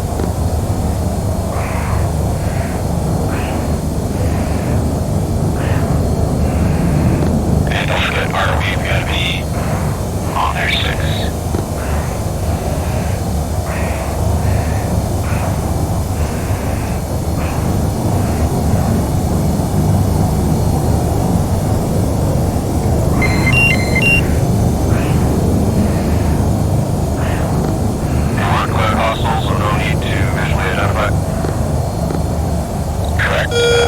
Contacts were clear enough.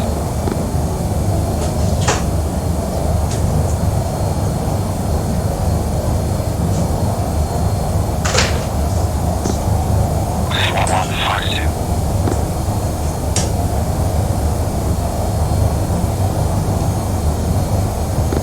Might be a little long for Fox 2. Copy, I just realized that. Uzi 13, Fox 2.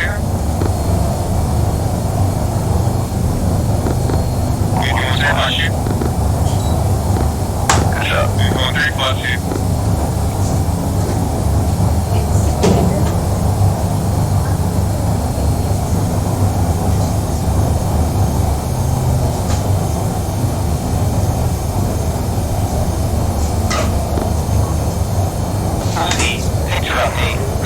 Two groups, trailing group, raw, 335, 41, 19,000, track, southwest, trailing group, leading group, 040, sorry, leading group, raw, 040, 50, 12,000, hot, I don't want to say anymore, sorry.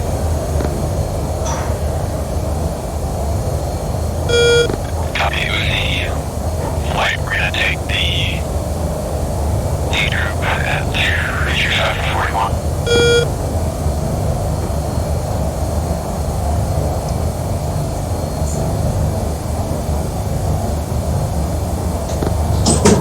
Uzi Flight Magic,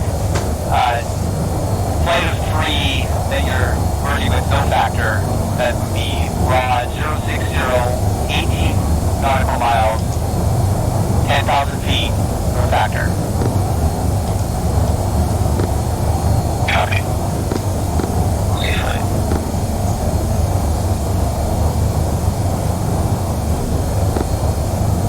Uzi, picture update. 2 groups.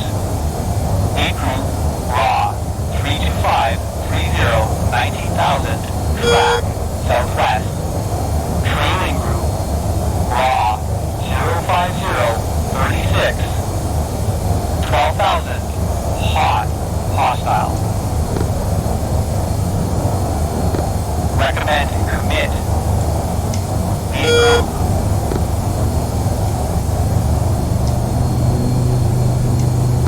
Uzi Flight, commit D group. Oh, sorry. Uzi Flight, commit D group.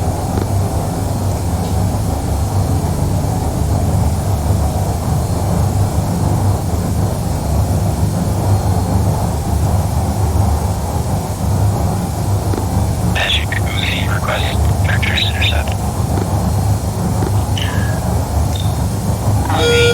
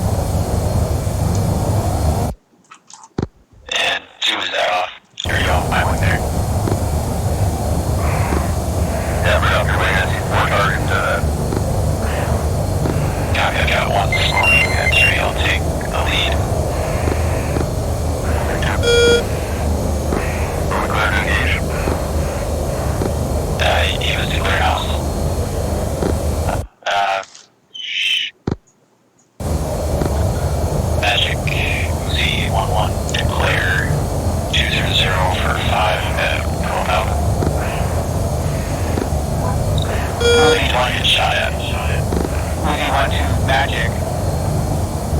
Rod 2003, 12,000. Declare bittersweet, intermix, hostile, and friendly. Uzi 1 2, I'll take the trailer. Copy 1-1.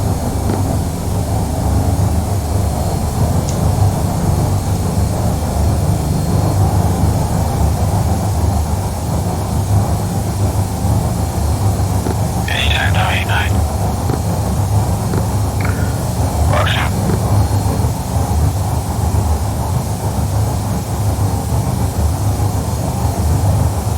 I couldn't get locked. Do you want to take it?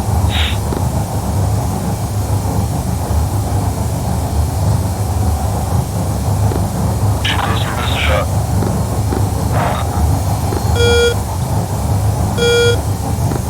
I hate to say it, but switch the guns.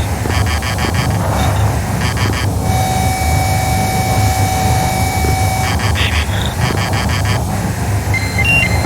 Talking to that radar.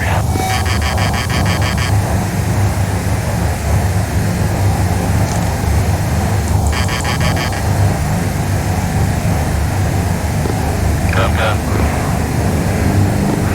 Flash.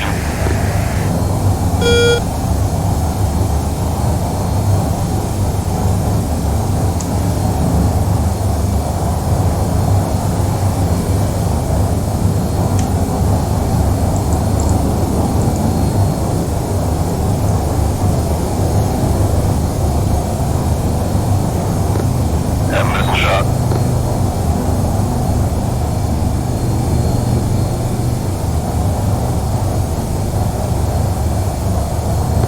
Box 2.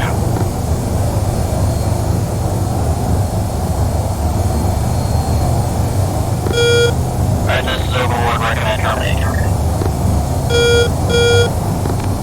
Copy with a flight set back distance.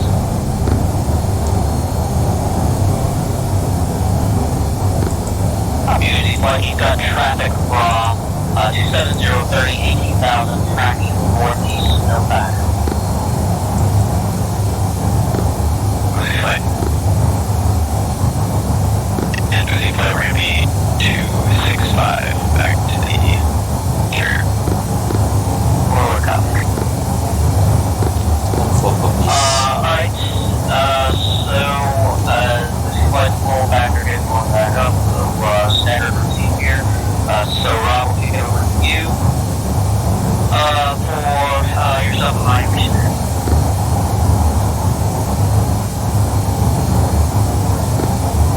Thank you. For me, another mixed bag. I thought that I got the first couple of picture calls okay. But then as we got into the flow, because the fighters commit so far away, and I'm not trying to put any blame on the fighters at all, but so that there's the big group, trailing group kind of circling around, and I know for myself, I definitely got confused myself as to what was which as I'm trying to keep on top of things. So that was kind of giving me a bit of a helmet fire, and then I know I definitely kind of like, at one point I just kind of lost my cool. I was like, fuck, I don't know what to say, you know. So I'm sorry about that, and but we all, as a group, I recovered, we kind of recovered, we did it, okay. I definitely was not watching for that friendly intermixed in the group, and that really threw me for a bit of a something that I just wasn't watching for at all. There's a lot of other things that happened during that flight that I kind of always forget, but it was pretty good. We had a pop-up group that came down, and I thought that kind of went okay. Like, so there was suddenly a pop-up group coming in from the south, and then we had the lead group and north group to the north, but I definitely confused my nomenclature of north group, south group, with lead group, trail group, and that's something that I'm really going to have to watch out for. Other than that, I thought the fighters did a great job of, I could really tell, like, when I'm kind of flustered and I'm not doing a good job, and I can tell because the fighter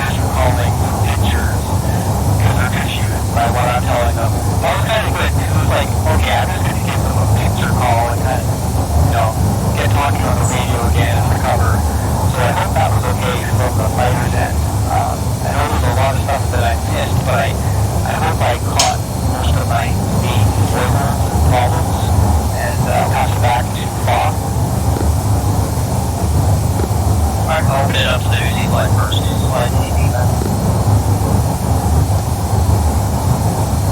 I see you did a good job of kind of vectoring us towards even though they kept, going in their circles and switching sides, got us in the general area, and we were able to catch up to those guys, and they were right in front of us, and we didn't find them.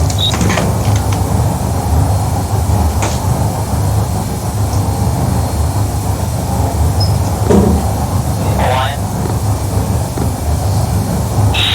The only comment from me is when you guys came in for that bittersweet situation, you saw the tracers. That's what I was giving off to show that there was blue air here. At least there was a fight going on. But one of the guys flew his jet between me and the red aircraft while I was firing, which was an extraordinarily dangerous thing to do. Yeah, that was me. I lost how far out I was. I realized I got too close to overshooting everything.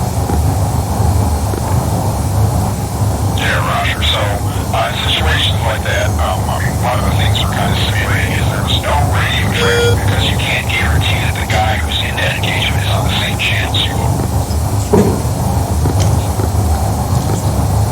So if you're inclined to do something like that, one thing you were thinking is, hey, I want to let him know that friendlies are here. You probably don't want to get between the target and the shooter, but you may want to be somewhere in his peripheral vision and pop a flare that'll draw his attention, and he would say, F-18, that's a friendly guy, let me peel off and let him handle it.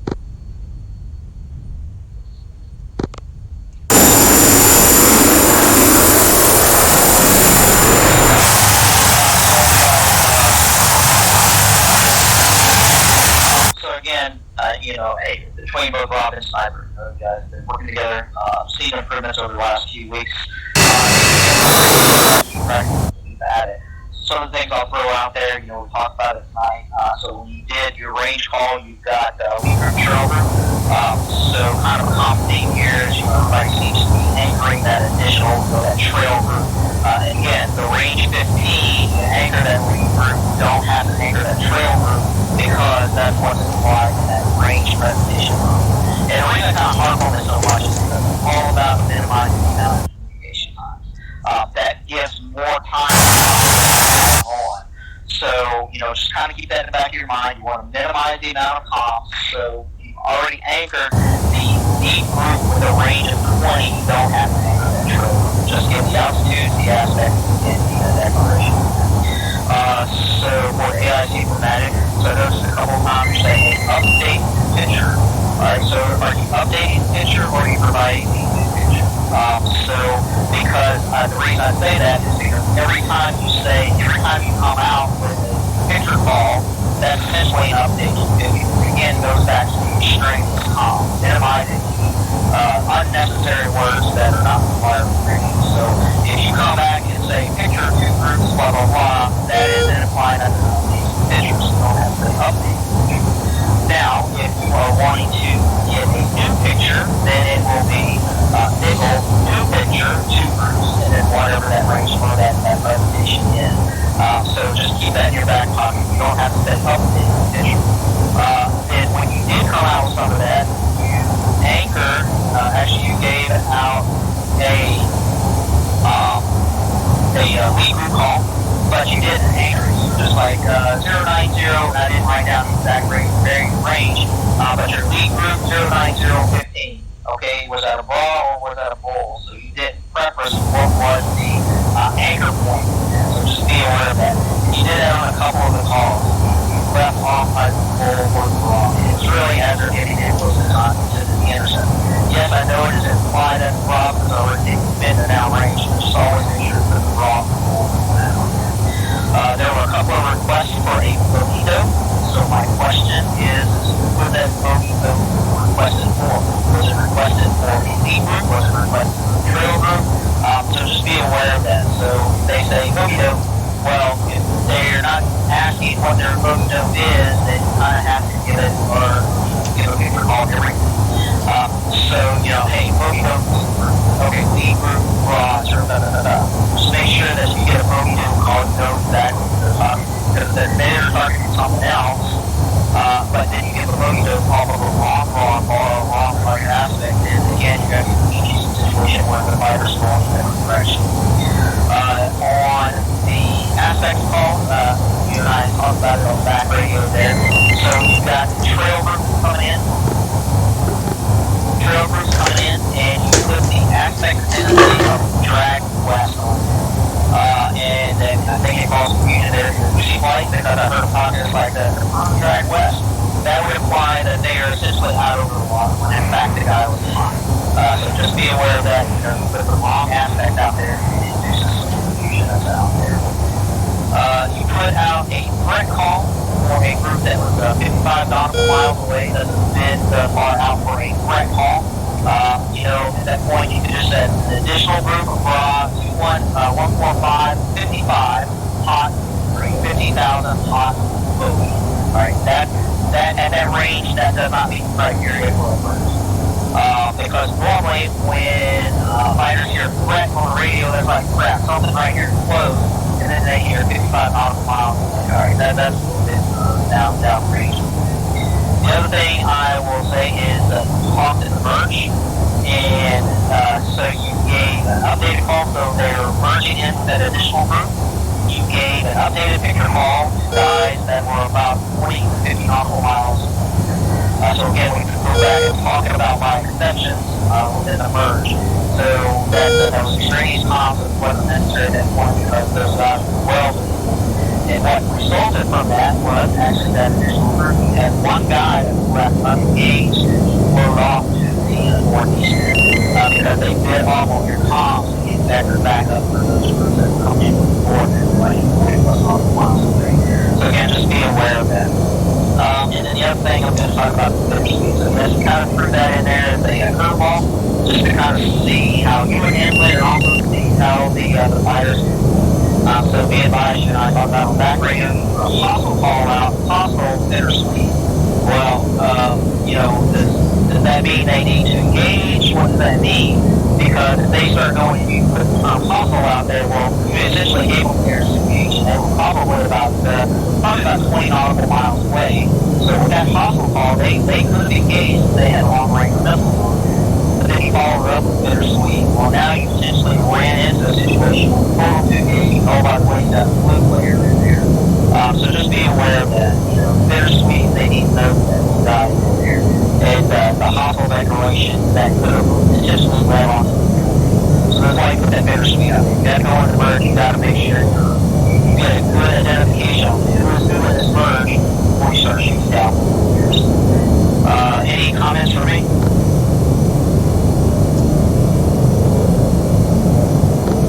Alright, any final comments from me? This is Roger's question.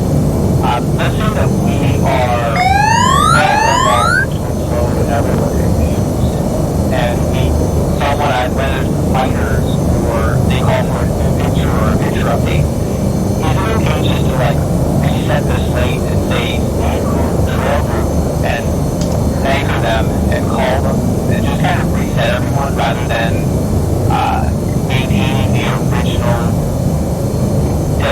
labels? Because now the trailing group is 40 miles away, and the main group is 30 miles away, and the trailing group is now 20 miles away hot, and everyone's confused, and now a new picture call. Can we just kind of reset the groups? You know what I mean? I love this question.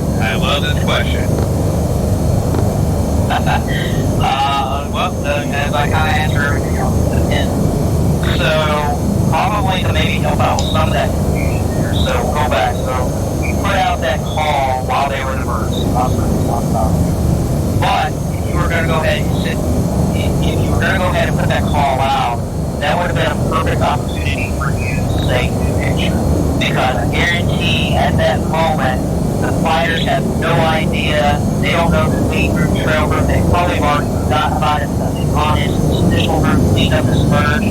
So if you're going to get them call back up, so you have probably about 30 to 40 nautical miles. Hey, new picture, and that was actually a perfect azimuth transition. New picture azimuth, two groups azimuth 15, east group, west group, and now you can start going to the edges of the park. But let's go back. If it's the within 20 nautical miles, and they're right there hot, and you got to stick with one of the 10. Really. And if it comes down to it, if there's any confusion at all, break it down into directed parking. And sometimes that's what you got to do. Hey, you don't need to know that this group has a 15 or 20 or range. I need you to go and target the trail group 090, blah, blah, blah. So you can break it down into directed targeting. It does not really matter what that group is called. If you're telling the strike fighter, I need you to go after that. And on that same note, can you run like a flow command at that point? So if you're going to do directed targeting, so you would give them the raw call. So nickel target trail group raw 045 20 15,000 hot bogey. Recommend cutoff vector 060. Okay, thanks. Bob, you know what I mean? I think I know the student's question a little bit here. Yeah, go ahead, Wayne. So what it seemed like happened, like the lead group became the trail group, and the trail group became the lead group, and like you had to call them like the lead group's in front, the trail group's in back, and it gets really confusing for everybody. When the fighter's far away, absolutely feel free to call a new picture, wipe the slate clean, and relabel those groups and something that makes sense for everybody. That's absolutely okay to do, man. Like, get the picture clean, get it cleaned up. Like, maybe later on something in the fighters and stuff really weird. Go ahead and get that picture cleaned up before we get close. Like, the time to do it is before we get really in close.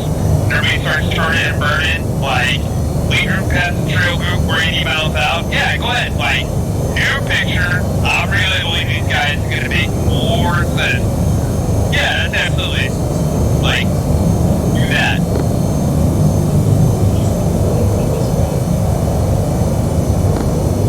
Rob, that help answer your question? Yeah, absolutely. Thanks, Wake. Alright, cool. Any other comments? Alright, if everybody's up for it, I know it's not 11 o'clock, but to kind of get even spread here, if the fighter's up for it, one more run, and we can get Sniper to get his second AIC. Anybody vote? One's all set. Okay, so. Alright, copy, I'm hearing the masses in there.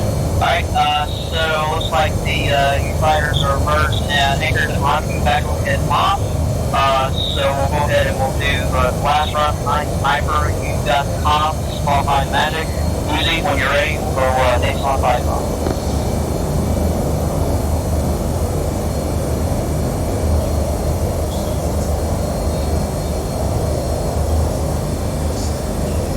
That was close. Happy fine. Put up a magic the flight over at Mom at 20,000. Crossfish. Easy magic radar contact. Sweet and sweet Alpha Jet Bulls 262 114.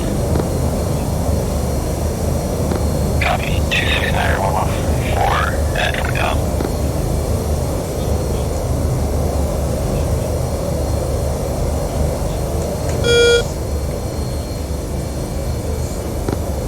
Magic Uzi flight request picture. Uzi standby.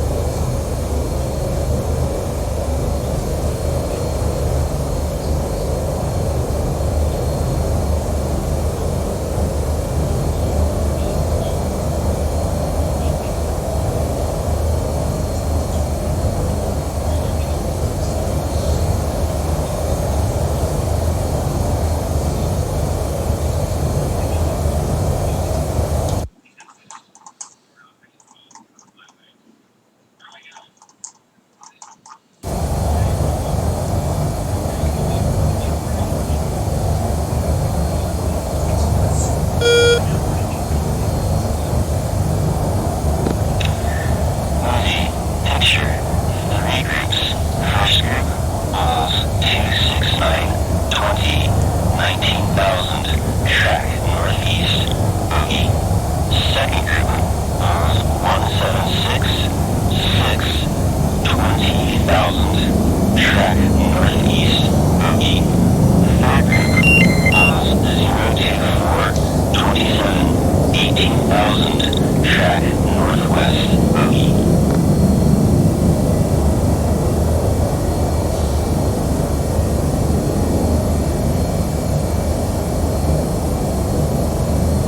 Alright, looks like they're all pretty close to the bullseye. I'm just gonna head towards that direction. Okay.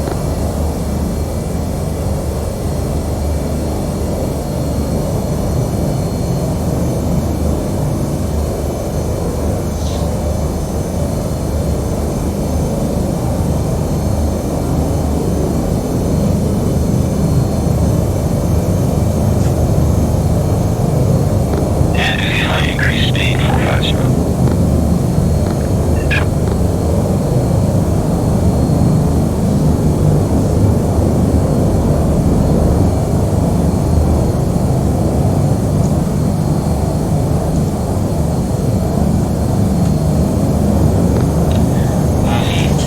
Picture, two groups, first group, 30017, 19,000, track northeast, bogey. Second group, 001, 27, 18,000, track northwest, bogey.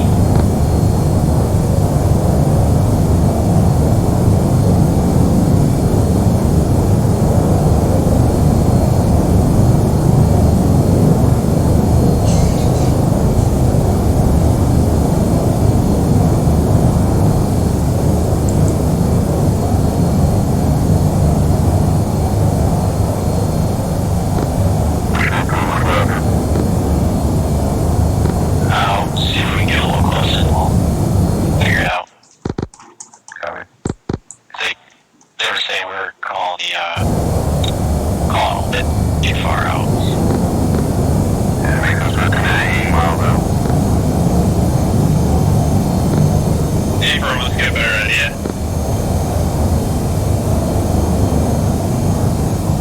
They would like to see her away from us.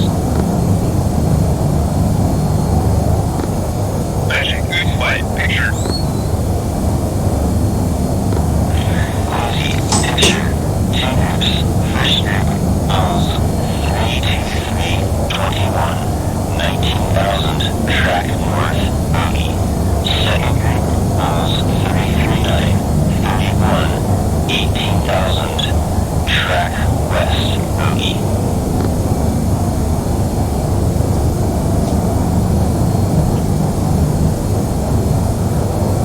Alright, you guys all have to take on group 2 then.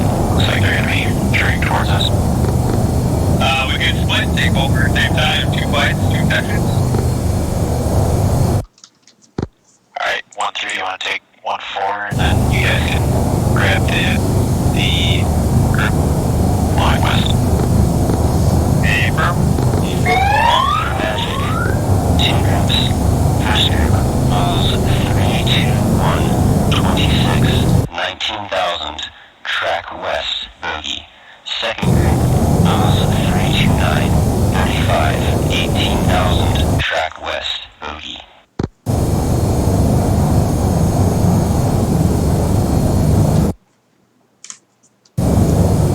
Magic Goofy Flight's gonna split up into 2 arms, and we're gonna have 1-3 and 1-4 take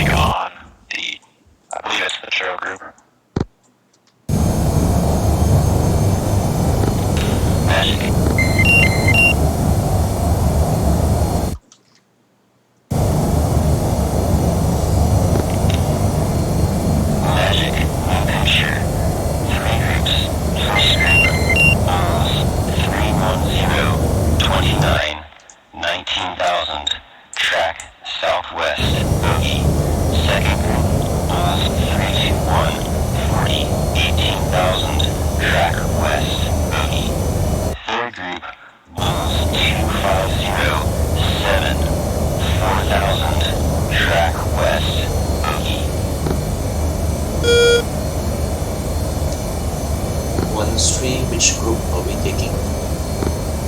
Uzi, that flight turn left, 320. So that's 320.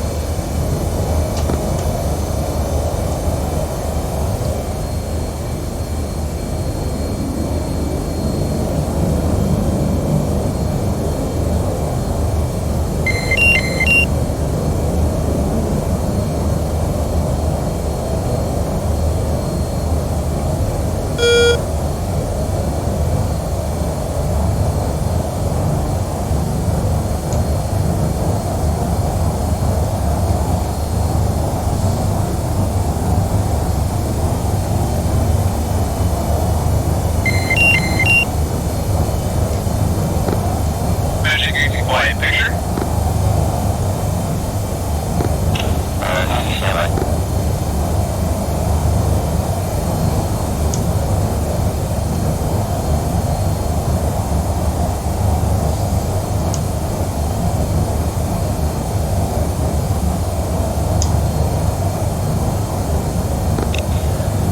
Uzi, take my picture. The regroup wall, range 40. North group.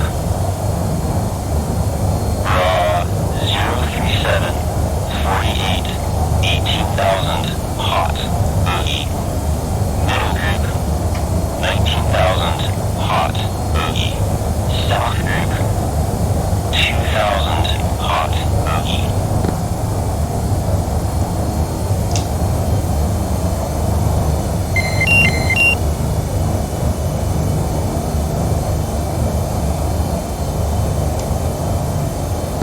A-12, I kinda lost SA here. A bit confused here.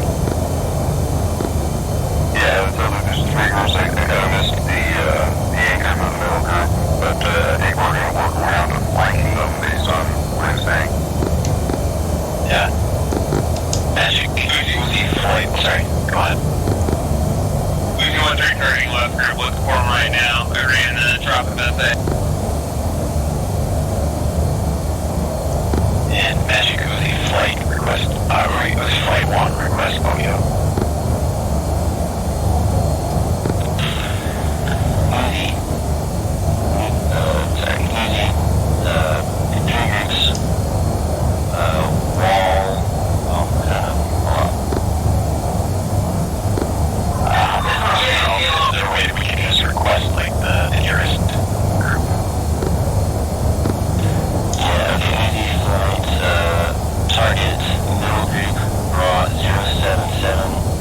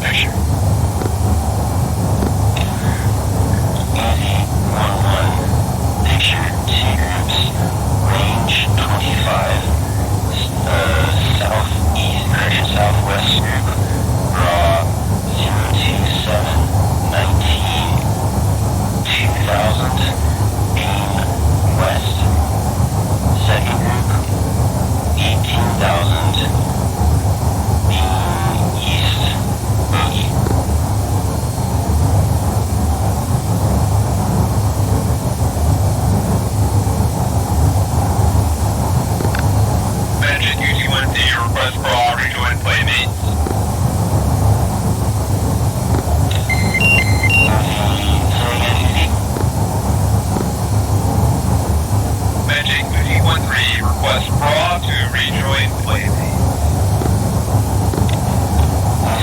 Playmate Raw 162 20 17,000. Advise Bogey Raw 127 11 2,000. Flanking West Bogey. Easy 1-3. Easy 1 Raw 002 9 2000.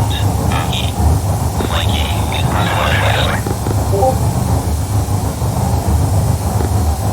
Ground tally. Magic Uzi 1-1. Target is single ship. Uzi 1-1. Affirm. Caution near suite with Uzi 1-3-1-4. Uzi 1-1. Copy initial friendlies. Uzi 1-2-1-1. Would you probably send? Yep, I'm coming down right now. Sorry. Wrong ship. Easy 1-3, climbing.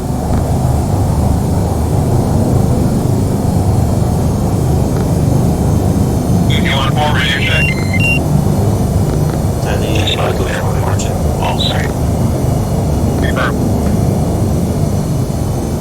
I'm at your 7 o'clock. Uzi 1-3, Playmate Raw 2906 3000. 1-2, did we do declaration on this? Negative, bogey. Copy, I got a big 21. Or no, that's a F5, I believe.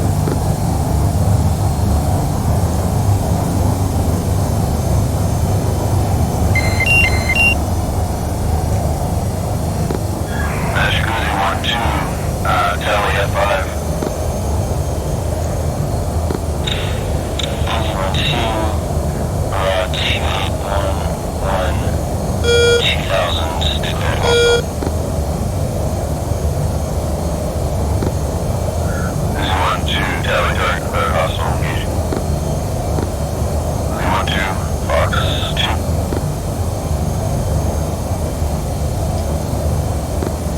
Slash. Negative, he fled. Copy, engage. I'm coming around. He's off 96 currently. Uzi 1-2, abort, abort. Stand by. Uzi 1-2, abort. Disengage. Uzi 1-2, disengaging.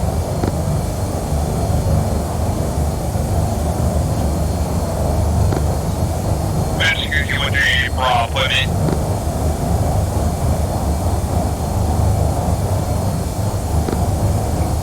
This is overlord. Recommend terminate. Copy, terminate.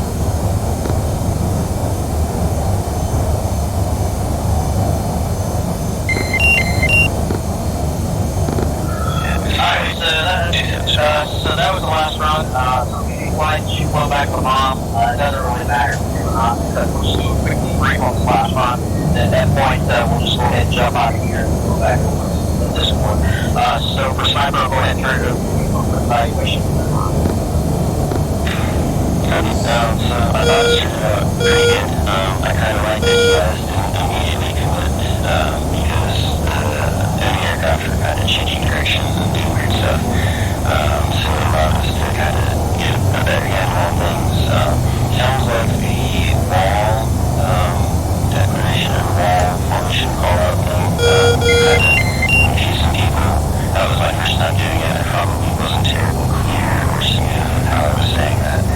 And then it was, I'm not really sure, Foss probably can explain what happened at the end, but I saw something marked as a hostile on the map, and then he shouted no when I declared it hostile. But I feel like the that went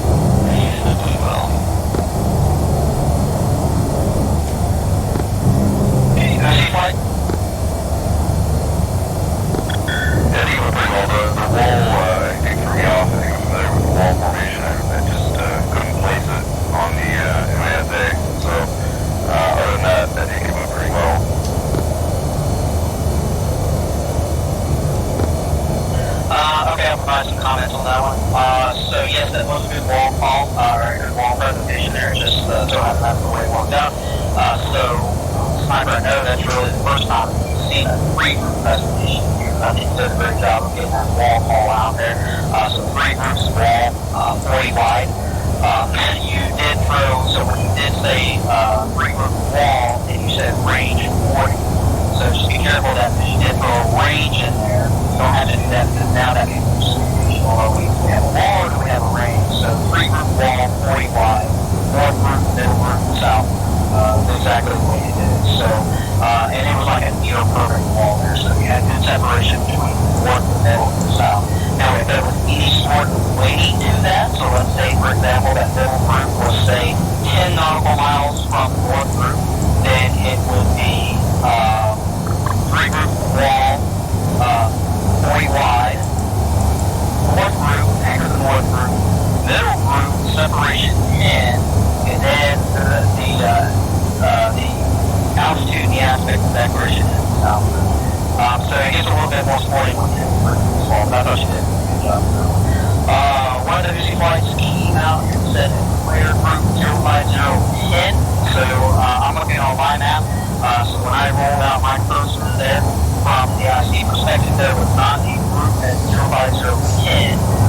So I don't know what you're rolling out on yours. So what I was glad that you didn't come back and say group 05010 hostile or bogey, because obviously there's nothing there, or at least at that raw call. So that is, so you did come back and say group, and you did give a good updated raw comparing range to group that they were going after, so that's good on that. So be careful when they come out with this clear call. I've seen it before. AIC is just blindly carrying back group 05010 hostile, when there's nothing there, or they are correlating to a different group than what you're talking about. So I don't know if it's meant to or not, but that was good correlation or decorrelation of the declaration. One thing is, so as they're coming off, so Uzi 1314 was way off to the north, so you gave a picture call to Uzi 13 and 14, so you have to do that with 112 where the merge has taken place, so again, kind of have to be careful that those down the south may not merge, and there's still a good separation between Uzi 13 and 14 and the stacker to the north. But you did call that an azimuth call. Uzi 1112 then did clean up the merge, came up with a picture call, and now almost at that point you're running two different sections because Uzi 1112 asked for a picture. It was a range presentation, and that's actually what you presented as, so that's good to do that. But now what that led into, and when you said the lead group, you said the southwest group. So ranges are, when you call a range, it's going to be a lead. Don't put a cardinal direction on there, because the way you said it was, hey, you got 2 range 15 southwest group. Just make sure you do a lead trail group range call. So then what actually happened is 11, 11, and 12 go into a lead group, and you've already got Uzi 1314 going into what would be their south group. So now you've got one group out here that's now carrying 2 different names, so just be aware of that. And the other thing you need to do is provide the SA, because when Uzi 1112 came up with this picture, even though you didn't call it a range problem, you should have said lead group, anchored lead group, but you could have said being engaged by one group. Because what happens is now you've got 2 sections coming into this group right here, and neither one of the other one knows that they are both targeting that same group, so just be aware of that. Now, let's talk about this last little curveball. So this is another curveball. This is why I like having live out here. It's kind of ambiguous, so it's called a test out. So on the previous run, obviously, they how the fighters won't in. So on this run, so what we did is I had Hawaiian drop out. Actually came back into the flight as an F5. So you got a good visual on the F5. And he took off out of MyCom. So the reason that you're seeing us have a hostile declaration on this is because he took off out of MyCom, which is a red threat airfield. However, the purpose of what we were trying to drive there, so let me ask 1112 went into visual, was there anything distinguishing about the F5 that you saw as you got the VID? He flared a couple of times. It looked like maybe a defector. Okay. Alright, so that's what we were going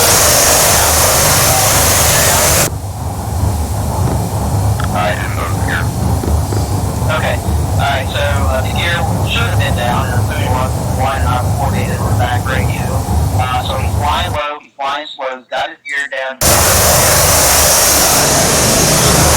They're calling everybody out here. Anybody listening to 43?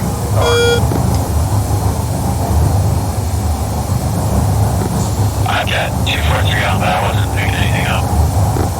Okay. Well, so the defector did come up on 243. As you guys are coming in and start to engage, he comes up, hey, I'm a Russian defector, American aircraft, don't shoot. So he came out on guard and said that. So, assuming that the radios were set up correctly, should have heard something. But I heard it on mine because I've got my radios set up. But that's just another case in point of where we're trying to drive this ROV. Just don't go blindly up. Okay, we got an F5 in here. Came from a hot flare build to the aviation zone. So that's when Rob came, or when Sniper came up and said, yeah, he's hostile. I'm like, no. You need to evaluate what's going on. But anyway, so that was the purpose of that, was really to try to drive the EIT perspective. And maybe not everything may not be a hostile aircraft. It may be really and truly a heavy aircraft, but say this guy coming over to delivers a 3 big 49 or something. Just kind of keep that in your back pocket as you're going in. Look for anything huge, or it's wing stirring. If they're dirty, are they dirty air, or are they dirty or something? That's going to drive the attention. If they're clean, is he flying somewhat of a defector profile? Is he flying gear down, flying slow, flaps down, disregard review. So all these different things that go into this talk by the trying to determination of what's going on. So that was cool. So any other comments on the last one? Yeah, actually, we fight one here. I was not monitoring guard. That's bad on me. I should be monitoring guard. I didn't hear that call out. That would have been money if that was. That's a really cool situation, guys. That's really cool setup with the vector. It has happened in history in the past, and we've gotten it wrong more times than we've gotten it right.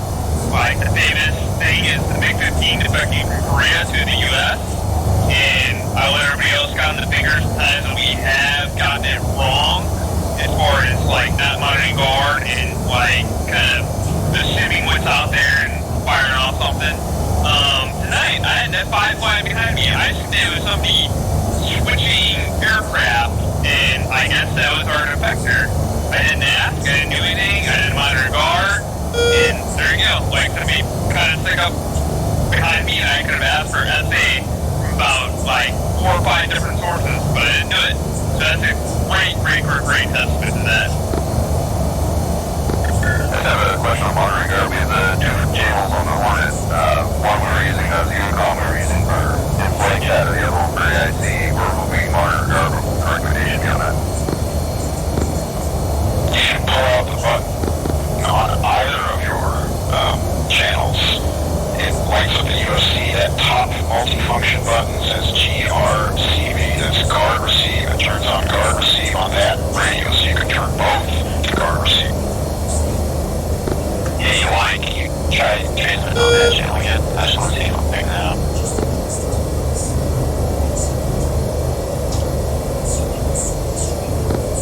I think a good way to think of it is emergency broadcast, when the weather station says there's a tornado warning, guard will come in and it will drown out all other radios because it's the most important priority, number 1. So it drowns out the other radios hey, there's a problem somewhere here. Yeah, so guard has 2 reserved frequencies that everybody in every country knows, 121.5 and 243. And so I guess it was 2 or 3 years ago now, there was a shoot down at the Turkey-Syria border, and Turkey claims, and I guess there's recordings of it, they were broadcasting on guard. They shot down a Russian jet because the Russian jet wasn't tuned to guard to let them know they were crossing out of Syrian airspace into Turkey airspace when we shot it. Hey guys, this is Rob here. I just want to really confirm that the Hornet pilots can hear guard if they are both tuned to different channels and that the guard is selected.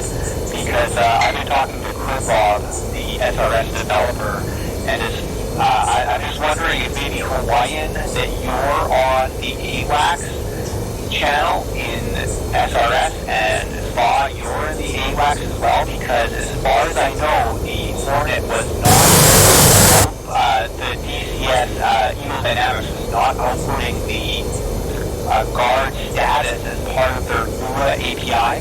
So I'm just curious that if a Hornet pilot could really confirm that they're hearing on guard when they're set to 2 different channels. I can change that guard, right? Anybody copy? Negative. How do we monitor guard? You said pull out the comm selector up. Pull out the comm selector knob and then punch GRCV guard receive. It tunes to that radio channel and the guard channel. Yeah, I can go to guard, but if I don't want to monitor on your monitor that as a separate monitor. No, it won't change your channel, it just listens on that one. It's a third receive channel. So, and on your USB, you know how you have the 4 vertical buttons in the center? Pull out the radio knob to activate channel 1, and then block the GRCV button on that's in the middle there. It'll say GRCV. Got it monitoring now. The F-18 has the Mark 210s, right? That's correct. Yeah, so you have a guard receive even over like whatever radio selection is selected. You can't broadcast on it, but you should be able to hear like guard should override whatever transmission is coming in. Okay, you want to test that again? I'm receiving on guard now. Transfer. Yeah, I'm not getting anything. Yes, so just as I was saying that I've been talking to Crew Bob, the guy who wrote Simple Radio, and the Hornet doesn't transmit through the Lua API what the status of guard is, unfortunately. So he takes the conservative notion that he assumes that you are not listening to guard, and whatever you press on that button doesn't allow you to listen to it. Now, however, if you are a mission developer, if in a trigger you do a unit transmit message on 243, you will hear it in-game on the radio on 243.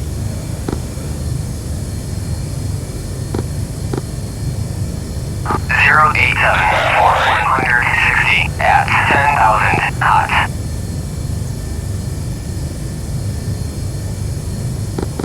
Yeah, look at the student perspective, looking at the AWACS GCI panel, when I hit the guard toggle button, it goes from AM to AMG. And does that mean I'm going to transmit on guard, or does that just turn the guard receive on?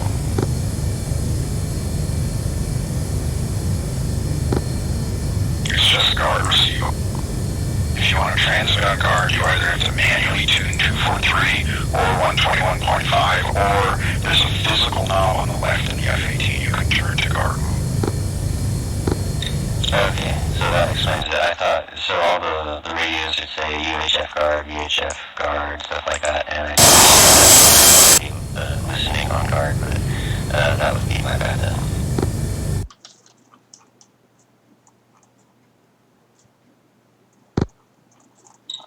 Alright, I think we beat that one to death. I think we kind of learned a lot. I learned a lot on that one.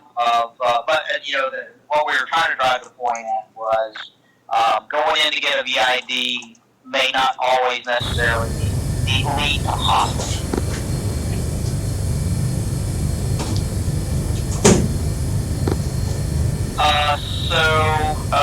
So it's about 11:30 now. We got 4 good runs in.